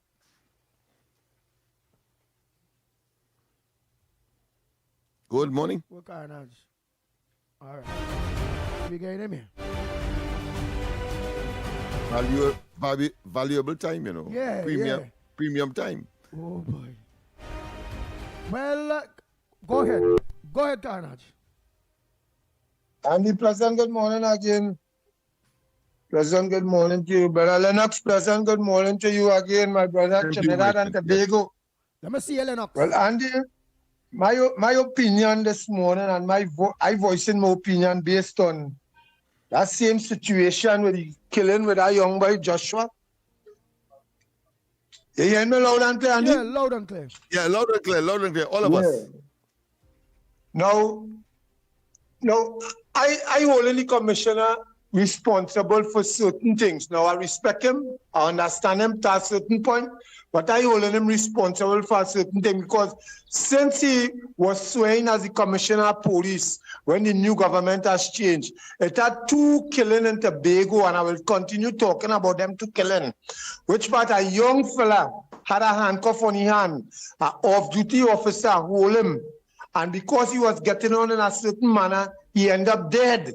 He had a handcuff on his hand. So that means the officer could have controlled him. He could have put away his gun and still control him. But he keeping his gun in his hand, and the little youth man ended up dead. The next thing, the old man who went and walked and ended up in an officer house, ended up in an officer gallery, and he was shot. That officer today is still on the job. Right? When these kind of killing taking place, now who have eyes to see, who have ears to hear, and now they're trying to justify and say something. The news, Trinidad and Tobago news say that they went and they was doing something what they call an undercover sting. And the young man in the car make out an undercover officer, and he fled the scene. How could that situation cause a man to die, Andy? And people looking for justice, they want justice, and nothing is coming out. They're still trying to justify it. But what we know, what we understanding now, the police won't come out and say we're wrong. They wouldn't come out and say we're wrong. Yes, they have to go through a process. You know when processes have to go through? You see like the man who died on Piccadilly Street? Nobody don't know who killed him because they see some men running. So the police had to investigate. And when they find out where the killing come from, then they make an arrest. It's the same thing. They see what went on the camera. The car stole, the car hit the wall, and the officers come out and blatantly shoot up the car, kill one, and wound one. And what you're trying to tell me now, as a citizen of Trinidad and Tobago, it has no justification there? Talk to me now. Talk to me now. Too much of people, too much of innocent people losing their life for wanting to solve crime. If killing people so every day, marketplace killing, And the police and them, you ain't seen a van get shoot up. A police again shoot, but everything is a shootout. A shootout is when I shooting behind you and you shooting behind me back. It's not one way. It's not one way. So time for them things to stop. Police have to go back to the motto, to the logo, to protect and to serve. The method of approach in dealing with the population, this be bad. Sometimes they go on a scene, that one accident in him and one tell your daughter. Wow. That's how they be doing it out here, and it has some young little recruits now, they're just in here. The disrespecting you, and as you look to stand up for them, it have people ain't going through them thing. It have people standing up, and that has caused people now to lose their life. Look, I want to say congratulations, and I want to say thanks to Mr. C. Prasad for giving people the opportunity to use the phone. And that's something we have to start to do. If you have to do it from a distance, don't go in the way, you know. We don't go dash away your phone, and we don't go look to lock you up, you know. Stay from a distance and do it. Stay from a distance. Zoom up your phone and mark them, because that is what I want. They're abusing the population. Thank you. They're not policing. Thank you very much, Mr. Carnage, for your contribution, my brother. Thank you so much. Oh, boy. Good morning to the Magnificent Tree. Mr. Smith, you see what you're talking about that $200,000 shot in San Fernando for the carnival? These people, you can't trust these people, you know, because these people on have been detained. They might be having the enough money, and they have to make the UNC look bad somewhere along the line, you know, because they right now on an election campaign. You have to understand what's going on. And they will say that money not enough when the money could be enough, you know, right? Because they still have to put up the UNC like that. Because if Paul's been handling it, why them can handle it? Right? But that is the thing what's going on. You have to be careful with these people and them. They're not easy, brother. This is an election time, you know. You see all that garbage thing, what they're talking about it? Boy, that's garbage thing, they're just pulling you, you know. That garbage thing does continue, rather government change. If they had the money, it's a 3-year system they just have with garbage, you know. And the contractor them have to pick up the garbage, right? Sometimes they doesn't get paid on time, but that doesn't stop them from working. So all this kind of thing, all them telling you about garbage pile up, all them thing is election. So they have to make the government look bad all the time. These people and them not easy, so we have to be watching them under the belt all the time, because these people coming to hit the UNC for 6. Go ahead, next caller. Pleasant good morning to you. Where you calling from? And what's your contribution on the ground report this morning? Morning, Andy. Morning, Lennox. Lennox, Annie Roberts had me cracking up since yesterday, boy. He tell tight fans that mascara running down his face, boy. Lord. Next caller. Yes, I heard it. Go ahead, next caller. We objected. Andy, Lennox, good morning. I'm calling from McQueen. Go ahead, Mr. I want to McQueen. highlight a situation. That come under MP Van Dan Amuhit in the Ministry of Social Development. That Shagona's office they have there. These people giving you worse service than they was getting. The service wasn't good to start with. But now under Van Dana, I believe the service getting worse. I don't know they're deliberately trying to sabotage the human works and not dealing with the public as the public deserves to be dealt with. I went there. I didn't sign up. You know, there's a sign a yearly thing to get your pension, right? I get a letter 3 months after the deadline passed. When I went to the office, they said they put me up to cut off because I didn't come to sign. But a girl tell me, come with your passport, and our officer will check you, and they will sort all the thing. I went back the same day with my passport and my ID. I talked to one of the supervisors, interview me, get me information.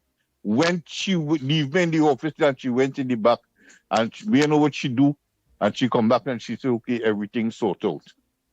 Right? And I will continue getting a pension. No, I ain't getting a pension.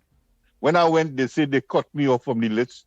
They go take about 3 to 4 months for me to come back on the list. And that is not the information I get when I went to the supervisor. I don't know if they're deliberately, and other people getting the same problem. I don't know if they're deliberately sabotaging the human works or they just gone back to the one how they used to operate. They're operating the same way. Nothing had changed in the office. In my opinion, it gets worse. All right. Something needs to be done. So sad, boys. So sad. Wow. I agree. Real people having problems with that office there in Yeah, and I want to say, yes, I endorse that. We have had a number of that kind of complaint right at our resource center on George Street there, and the time is too inordinate. In fact, I had calls, I think, on 2 or 3 occasions, and one is now pending to pen a letter to the authorities and copying the minister, indicating of this inordinate delay for people who are dependent for their daily survival and sustenance on that pension money that they would be getting from at whatever level from the social development ministry. Go ahead. Go ahead, Granny. Make it short and sweet. Go ahead. Yes. Pleasant good morning. Good morning, Andy. Well, you real bring things to light this morning. You bring things to light.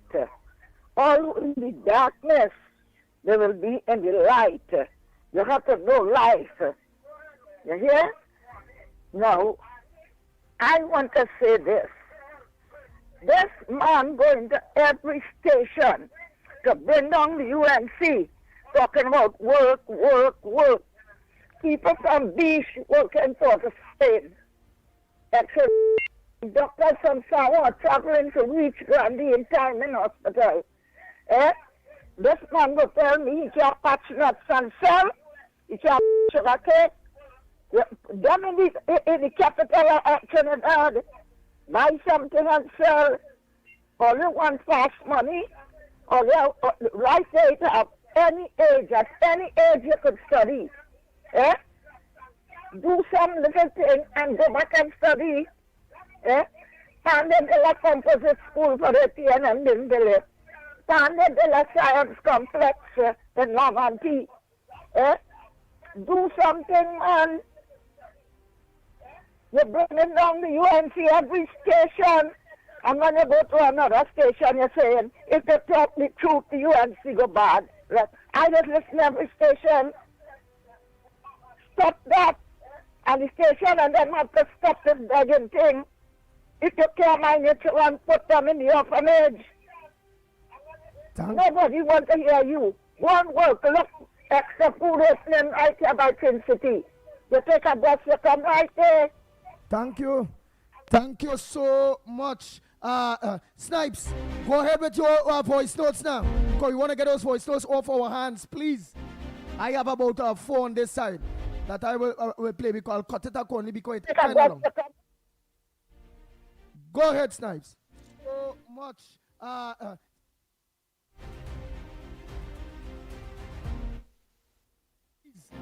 I have about 4 on this side that I will. Oh boy, where's that one? All right, well, let me play on my side by the time. Oh, I got it. I got it. Oh, you got it? Blessed morning to the ground report and everyone. The truth really helped to set me free. There was a time in my life when I wanted everybody to like me. If I heard one negative comment, I thought, oh no, I have failed. What have I done wrong? What do I need to change? One day I realized it's impossible for everybody to like me. And if someone chooses to misinterpret my message or my motives, there is nothing I can do about it anyhow. Now I don't let my critics upset me or steal my joy. I know most of the time it's not about me. The success God had given me stirs up the jealousy in them. If you are making a difference in your family or at the office or at your workplace, you will always have your share of critics. Don't allow them to stress you out. Simply recognize that the higher you go, the more visible a target you will be, and the more critics will want to take you down. Hi, everyone. This is Elon Musk, and you're locked onto the Ground Report on Talk City 91.1 FM with host Andy Williams, Lennox Smith, and Director Snipes. Let's all share the live friends, and have a great day. Andy, Lennox, good morning. Something is really wrong with KFC. You begging since Kamala and they came into power. He begging for work. You mean to tell me they tell you to come out and you didn't? And they same day. Then you want to tell him how you want to work? Something is really wrong with all people in Trinidad and Tobago. And only want to blame the Prime Minister and her ministers. Or let's get real. Come on. I want everybody to listen to this.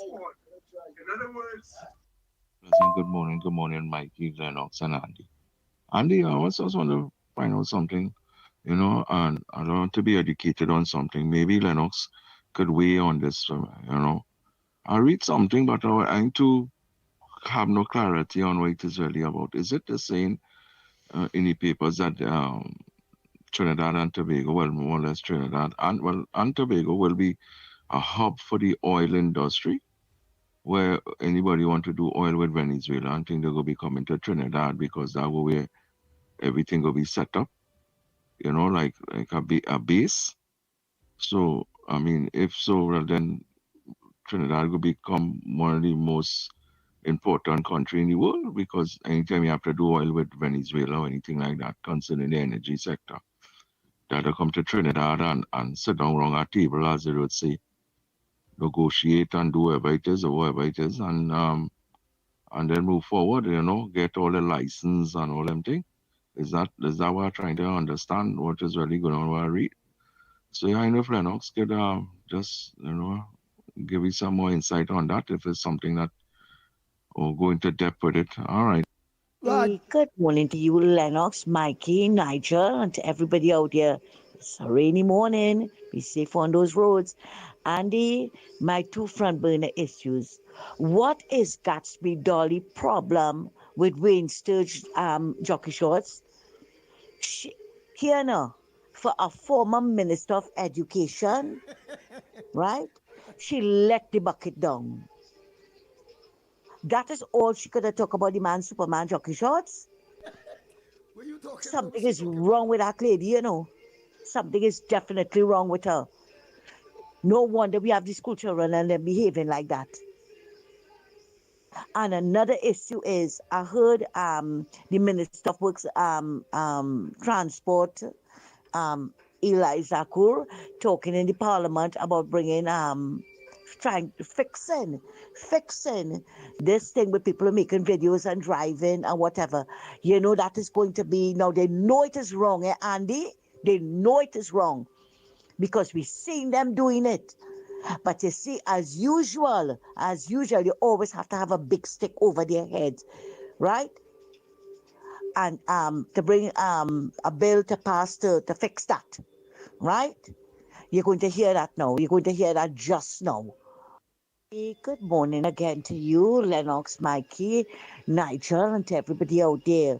My second front burner issue. So Penny went to visit the Samaru family with the police shooting, right? All well and good. As the opposition leader, you're trying to win your government back into office and talking about the body cams. Excuse me, Miss Deaf, Dumb and Blind, now talking about body cams?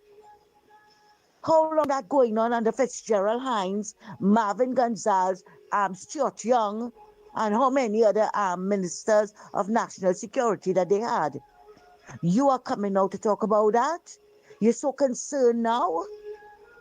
How many police shootings we had for the last 10 years? The 9 years and 7 months under the PNM. And let me ask you a question. Did you go and visit the family of the 4 divers who were left in a pipe to die? Did you go and visit the families of the 22 babies that died in NICU through carelessness? Did you go and visit the parents of the child that was dragged out of the car in Laventille and killed? What about the one that got killed in Edinburgh Park in Chagonas? And Fitzgerald Hans called it collateral damage. I tell you, the sanctimonious hypocrisy and situational ethics, or you're not wearing it well. Thanks, Andy.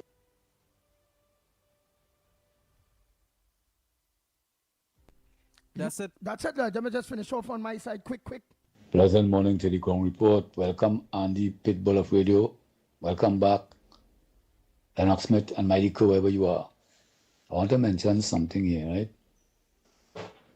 Marsha Walker and that yam face, dashing face man in the long by the warehouse, talking a set of nonsense.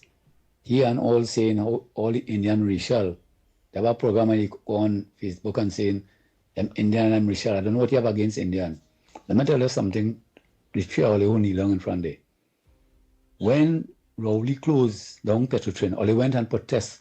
All they went down there and kneel down and protest about the Petrotrain and how much thousands of people went home. When the divers dead in the pipeline, did all they went down where the offshore refinery was, that illegal refinery they put there, they shut down a good refinery to bring a racket one. It's alleged. All they went and protest about the divers who dead and when the family get no money, how they perished inside the pipe, all they went on there and do that. When the children get killed in Heights of Paripo, all they went on there and protest.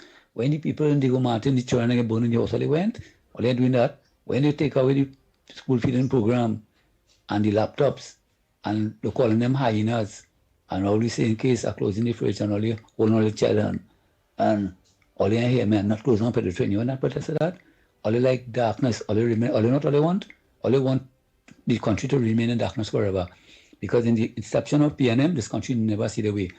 From the first oil well and gas and oil they drill in this country, Trinidad and Tobago, where all the money going from that time to now. Every time they come in power, they always want to have next year.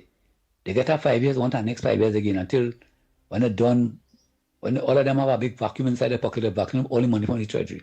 Let me tell you something, opposition. All you're looking for false. You know why you're looking for false? With Kamala, with Roger Alexander, with everybody, all you have problem with, everybody in UNC government, all you have problem with.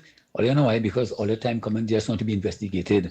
All you're so frightened that all you don't want them to send the first squad for all you. They have to investigate all you in the opposition. The money that passed through all your hand, what all you do with it? Don't talk about it. The same way that worry people to zoom up on the police for the shooting and whatnot. Why when they start killing and the fellas and them killing the other set of people on them? Why they don't take pity and zoom up on them and show up their face and them? Why they don't do that? Yeah, Andy, good morning. Watch now. You see KFC? And you know that is exactly what we just be talking about when we say that we people is the problem. We own black people is the problem. You telling me, right? They're trying to get our work for you, right? But you want to lay down the terms and conditions to the employer. Let me tell KFC something. It are people who live in Sandy Grande and working in Port of Spain. It are people who live in Sandy Grande and working down south, working down Chagonas, and every morning they have to get up and be the road to go and get something, right? But you on the thing, or you on the socials complain all the time, you ain't getting nothing, and you're hungry. Well, you really ain't hungry in truth. Because if you was really hungry, you will get up and get, right? And that is why the Venezuelans and the Guyanas and the Jamaicans, everybody else come in Trinidad and could find something to do. But no, you want to sit down on your phone, and when you see somebody actually giving you something, you want to tell them how it is you want to work. Madness.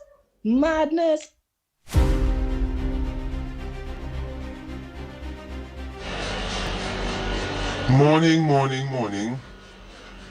Andy and Lennox, I just want to thank you all very much for bringing Anil Roberts on the program yesterday.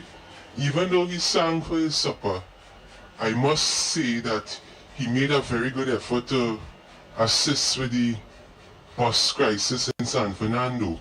But before I begin, just want to ask Mr. Nigel Snipes, there's a song that you would play on afternoons when you had the talk show with Miss Rachel Price. Is a recent calypso about crime, and it goes like this. Is this the life? Is this the life? Just wanted to ask, who is the singer of the song, and what is the name of it? Is this the life? Talking about crime in this country. Anyhow, this morning, Andy, something came on my phone where PTSC said that they're refurbishing the articulated buses. That is the long ones with the joint in the middle. I want to know, what is the purpose of refurbishing these articulated buses if when they finish do repairs, they are just parked up in Citygate? Because they are hardly being used. I find if you are fixing these articulated buses, give San Fernando about 3 or 4, because that is the only bus that the San Fernando PTSC doesn't send UE because of the sharp corners, etc. Send them to San Fernando and let them go Port of Spain. I was talking to a bus driver last week Friday. He told me how they got the instruction from the management in San Fernando not to drive any buses to go Port of Spain, but send them to UE. So I really hope that Anil Roberts could really make some headway in letting the minister do his job. Because what is Mr. Eli Zaku doing? Mr. Zaku, what are you doing? That's what I want to know. What are you doing? Because this morning people couldn't get a bus to go Port of Spain from since 5 o'clock, and none left since that time. Because everything they had on the wharf was going to UE. A Port of Spain bus came back, Akil was the driver, right? As soon as Akil came into San Fernando with the bus, Ragunanan went in and changed the sign, and the bus went to UE. So you need to fix this situation, because last time I checked, it's called Public Transport Service Corporation, not UE Transport Service Corporation. You need to fix all those buses in town that you're fixing, send some to San Fernando. It makes no sense fixing buses and then people can't get a bus to go Port of Spain, they can't get a bus to go Arima. Because in that case, it's just optics and cosmetics. You're trying to fool people. Nice, nice. So we want to answer one of the questions that was asked. I and all bunks it up, and it was in the Guardian 2 days, 3 days ago. I know my colleagues and them went a mile with it, which is off the record. The sex and them that was dealing with it, which is the article that Marco Rubio, yes, he made a statement favoring Trinidad and Tobago with every oil refinery come up that want to push everything to U.S. business to deal with our refinery. And what made the topic was that, you know, the Guardian, that 1% PNM papers, you know, they didn't put it in the front page.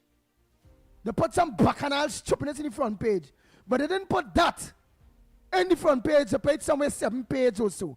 That is how it is go. So we answer on that. Lennox Smith, the other answer on the song. What song? The song. I think I see Snipes tell you what's the name of that song. Yeah, I asked him to convey. The song is by Heather McIntosh. She's the daughter of Short Pants, our very own, who works here. Yeah. The name of the song is entitled "Is This the Life?" Is this the life? So, boss man, I'll try to. I'll ask. I'll ask the follow-up show to play it as they enter. Nice, nice. Oh boy, oh boy, oh boy. Right. We have to go for a break. We have to go for a break, Andy. Yes, and of course, when we come back more on this edition of the Ground Report. Before we go to the commercials, I got to let Trinidad and Tobago know the NGL Limited wishes to inform its stakeholders that the 10th annual meeting, originally scheduled for Thursday, February 5th, has been postponed. Stakeholders will be notified on a new date in due course. TTNGL apologizes for any inconvenience caused. Also got to let you guys know, catch our sister station Next 99.1 FM as they return home to the Mecca to the place where Pavement Lime was born. Next 99, Digicel and Forest Park Puncheon presents Pavement Lime, the Carnival Pump Edition, Maraval Road. They're coming. It's on this Thursday, that's tomorrow, please God, from 7 p.m. Expect 100% soca, 100% vibe, and 100% dominance. You don't want to be left out of this, all right? Go follow them at Next 99 FM. Next 99 Pavement Lime, the Carnival Pump Edition, is powered by Digicel, Forest Park, Blue Waters, Stamina Energy, Yellowtail Wines, Absolute Jameson Irish Whiskey, Sunshine Snacks, Mixed Nuts Bar, and Creamery Novelties, and the Ministry of Culture and Community Development. If you are a migrant currently living in Trinidad and Tobago without legal immigration status, this message is for you. The government of Trinidad and Tobago has introduced a special registration process for migrants who have overstayed or entered the country illegally. The online registration process will begin from Monday 26th of January and end on Wednesday 25th of February 2026. All applicants are first required to register through the official portal at migrantregistration.gov.tt. That's migrantregistration.gov.tt. After completing the online registration, there will be a mandatory in-person processing and verification which begins at the end of February 2026. The start date for that phase will be announced through official government channels. The in-person registration will take place at the Hazley Crawford Stadium, Port of Spain, the Atto Bolden Stadium in Balmain, Couva, and the Larry Gomes Stadium in Malabar, Arima, as well as the Dwight York Stadium, Bacalet, Scarborough, Tobago. Applicants will undergo a comprehensive verification process, which will include vetting by the Trinidad and Tobago Police Service involving fingerprinting and background checks. You will also be required to undergo basic medical screening. Upon completion of the registration process, successful applicants will be required to pay $700 for the migrant registration card. The ministry reminds undocumented migrants your participation in this exercise is essential, as failure to register during this window will result in deportation.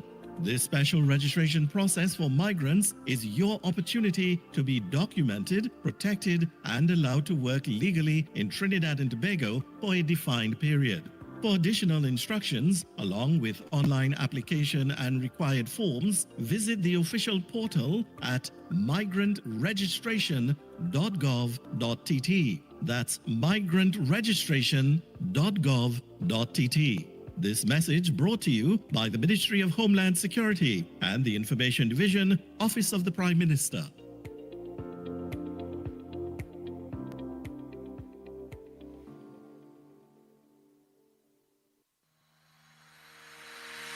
Every morning begins with a story. The headlines you need. The voices you trust. The conversations shaping our nation. Welcome to Trinidad and Tobago Today, where your day starts informed and inspired. News that matters to you. Conversations that spark new ideas. Stories that move Trinidad and Tobago forward. Tune in weekdays, Monday to Friday at 6 a.m. or join the conversation on any smart device at TNT Today Show. Trinidad and Tobago Today. Start here, exclusively on TTT. This Valentine's season, Talk City 91.1 FM celebrates second chances at love. Were you divorced, heartbroken, widowed, and thought love was over until it found you again? Share your story on air in just 1 or 2 minutes. Tell us how you healed, how long it took, and how love returned. Respectfully, honestly, and from the heart. Daily winners will be selected with a grand prize winner announced on Friday, February 13th. Second chances. Love after heartbreak. Only on Talk City 91.1.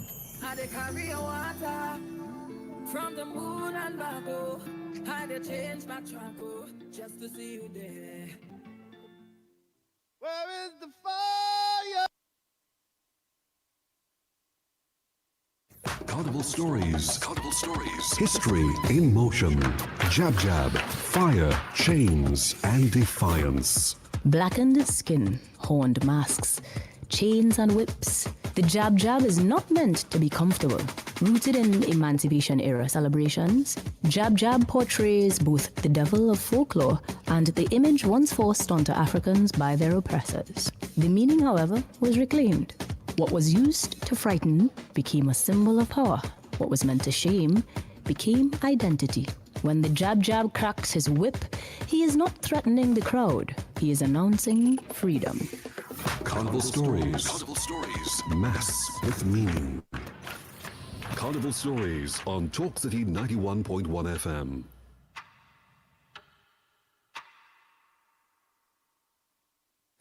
Your stories, your communities, your country. TTT News is everywhere, on the ground, across Trinidad and Tobago, and on every smart device. TTT News, nightly at 7. TTT News, committed, accurate, relevant. Talk City 91.1. Thought-provoking conversations, bold perspectives, voices you trust. Listen on 91.1 FM and connect on Facebook, YouTube, and TikTok. New shows, new features, big giveaways. Talk City 91.1. Your city, your voice.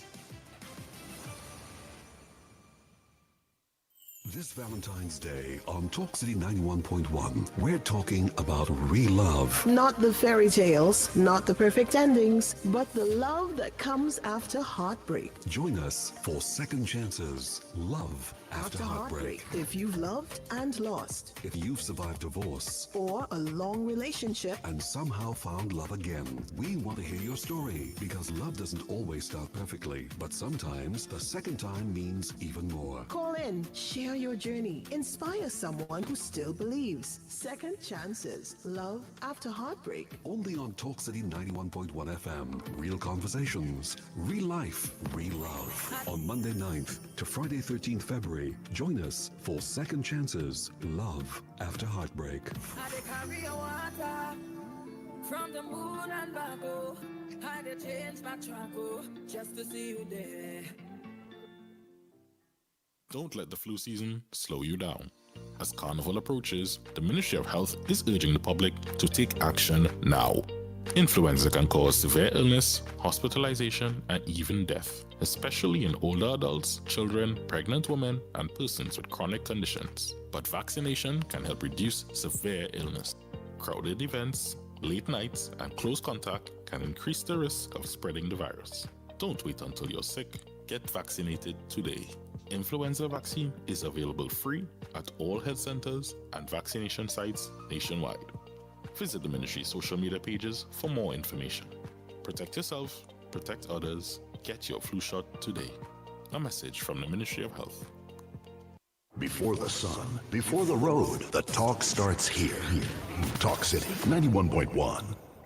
This is Destra. Right now you're listening to Talk City 91.1. Keep it locked.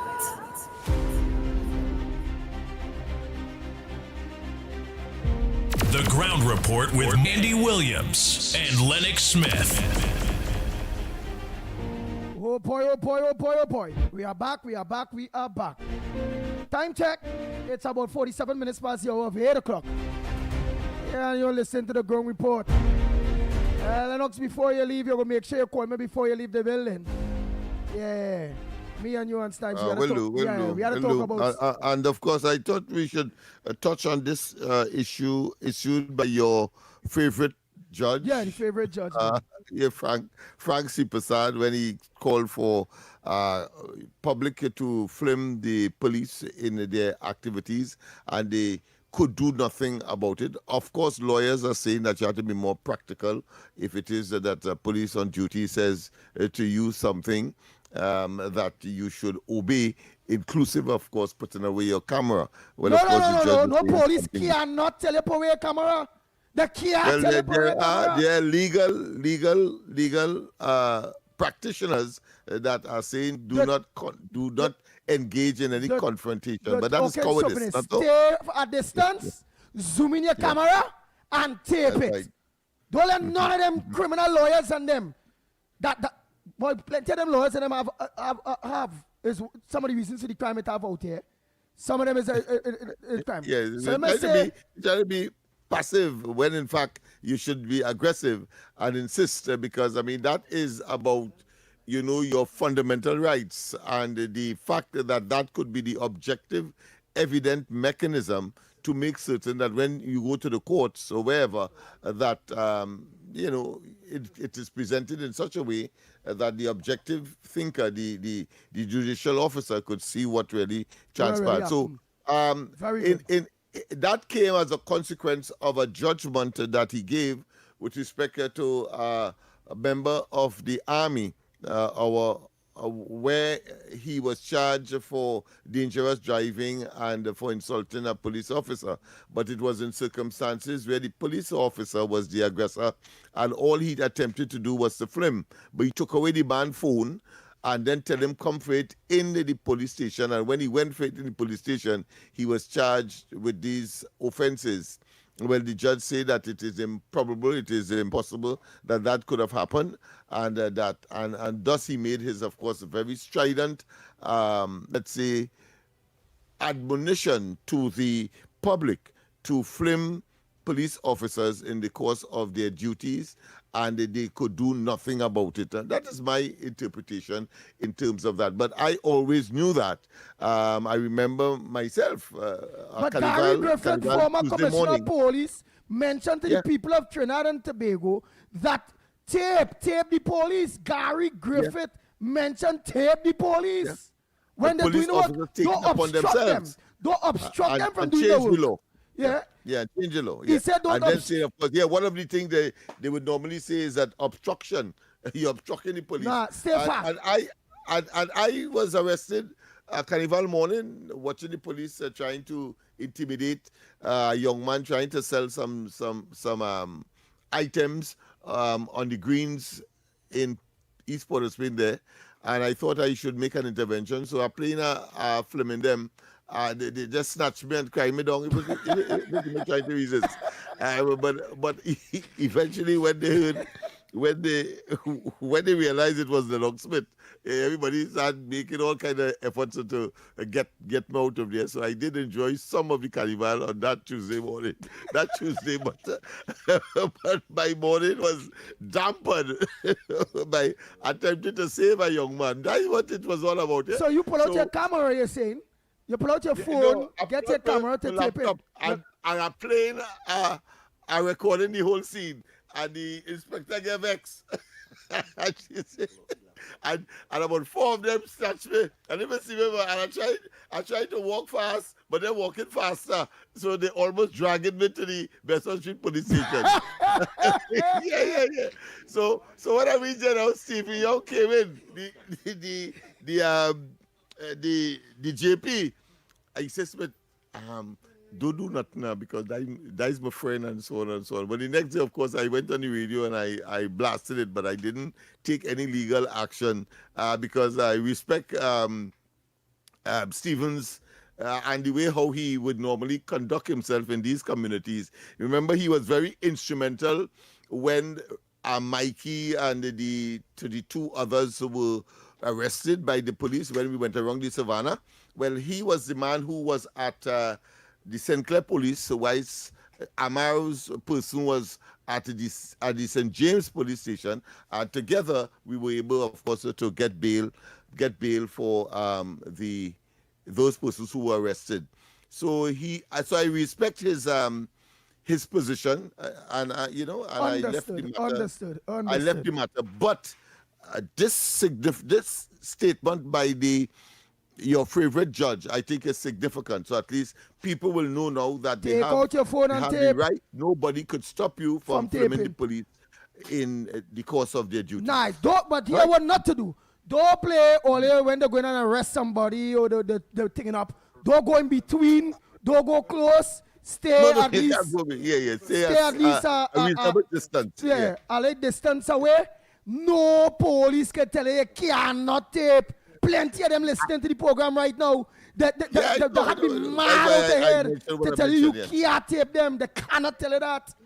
The former police commissioner stated clear. And a very significant development that Joshua matter if it was not for this mysterious filming, this mysterious video, I mean, they would have gotten away with it because they alone would have been able to say what transpired, and they would say the fella shoot at them, etc., etc. That was the original narrative, but we see in the video tells a different and opposite story. So true. Oh boy, Trinidad and Tobago, time check. Well, it's only 6 minutes. It's 6 minutes too. Well, don't forget, coming up next is the big program after the Ground Report program between the hours of 9 to 12 noon. Yes, yours truly, Mr. X and Stefan. Yeah, Stefan Rees. Right, so stay locked on right here on Talk City 91.1 FM. Don't forget that. Right. So I'll open the lines quick to take 2-3 calls before we look to rack up. But something just dawned me on me, Trinidad and Tobago, with Lennox Smith's story. I pertain this. I am pertain. I can't. We can't take a call unless I pity this thing, Papa. Imagine short Lennox with this big belly. 4 police are here and he foot trying to touch the ground and they dragging he. Because he heavy too. That might be like, it might be look like how we just dance. Real Boko foot kind of. It had to look like how we just dance. But imagine that he like a short piece of pork and they lift up he for them and he hold on to that computer. Imagine that boy, that might be was a real laugh. And he hold on to that laptop and he put me down and he just running there. Well, they're dragging him. The mommy. I don't know, boy. It just looks funny. It just all the lines open. The lines open.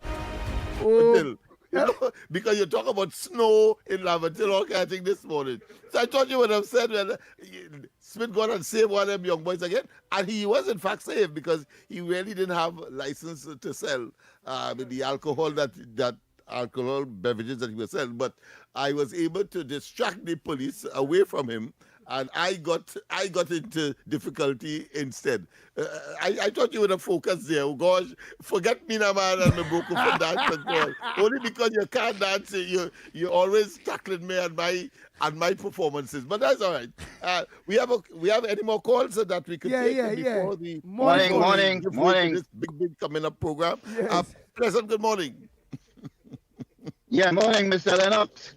Yes, good morning. Mr. Andy. Good morning. Yes. I just calling to make a suggestion. Since UNC when I see KFC been begging everybody should slow up and buy 20 pounds of nuts for him, a big bottle of oil, a pot, some small bags. I want to set him up in a little business, right? If I was in Trinidad, I'd come and give him some money and set him up in a little business, some small bags for the nuts and a pot, oil, and I'll show you at children home, they will bag the nuts for him. And give him 2 brown paper bags, like where this fella used to do down in the Oval, and let him go to the bus terminal in Port of Spain, which is the closest port. If he sell 100 bags of nuts at $5 a day, like $500, people will help him buy a bottle of oil when he month up. They will help him buy some nuts. So he don't have to put money out the pocket. I know he's not a healthy fella, but he could start some way, and he could show the whole country how a man in his condition start a little business. And is this what we need to project on some of the people and get them away from the Down syndromes or the health syndromes, they call it? So true, but, so true. My friend, your recommendation is valid. That is an option that is being pursued as we speak. But I want to also tell you that nothing is preventing you from sending some money for him, whatever part of the world you are. Let me take this call quick. Last caller. Go ahead, caller. Morning, gentlemen. Barack Paul here. Gentlemen, let me tell you something. Anyway, before I reach there, that issue with Lennox sound like you're trying to push a full barrel of water up a hill with a box cat. But anyway. on a rough road. On a rough road, and you have on a old crepe sole, and it's gravel, and you're only slipping. Yeah. But anyway, because the tire's smooth. Go ahead. The tire's smooth. Let me tell you something. Seriousness. Nothing can go right if you see your foundation start wrong, and what going on in Trinidad and Tobago, we foundation started wrong with PNM. You see, the day we became independent and PNM take over, that is when things started to go wrong. And it continued going wrong. And when you see situations like the situation with Akil Chambers that took place in this country, and that was covered up, nothing else in Trinidad and Tobago could ever go right where crime is concerned. And you see all these protests were taking place here. Now I condoning any kind of wrongdoing where police kill innocent people or anything like that.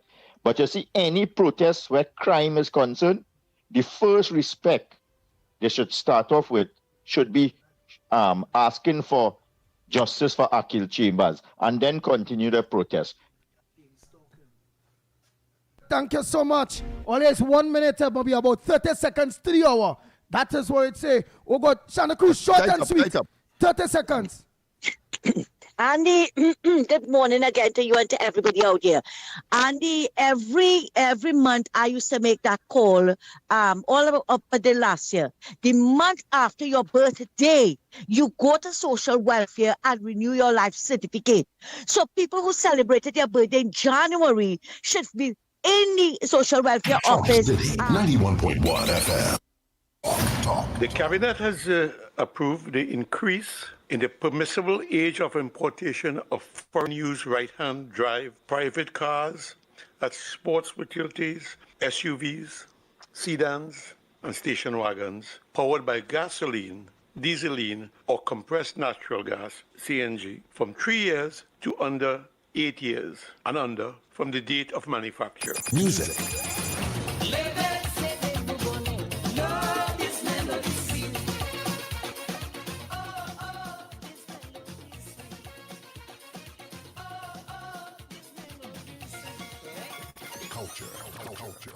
As Prime Minister Kamla Persad-Bissessar has announced recently with our revitalization master plan, we are open for business. And a key area, a key focus of that master plan is, of course, the energy sector and the energy hub.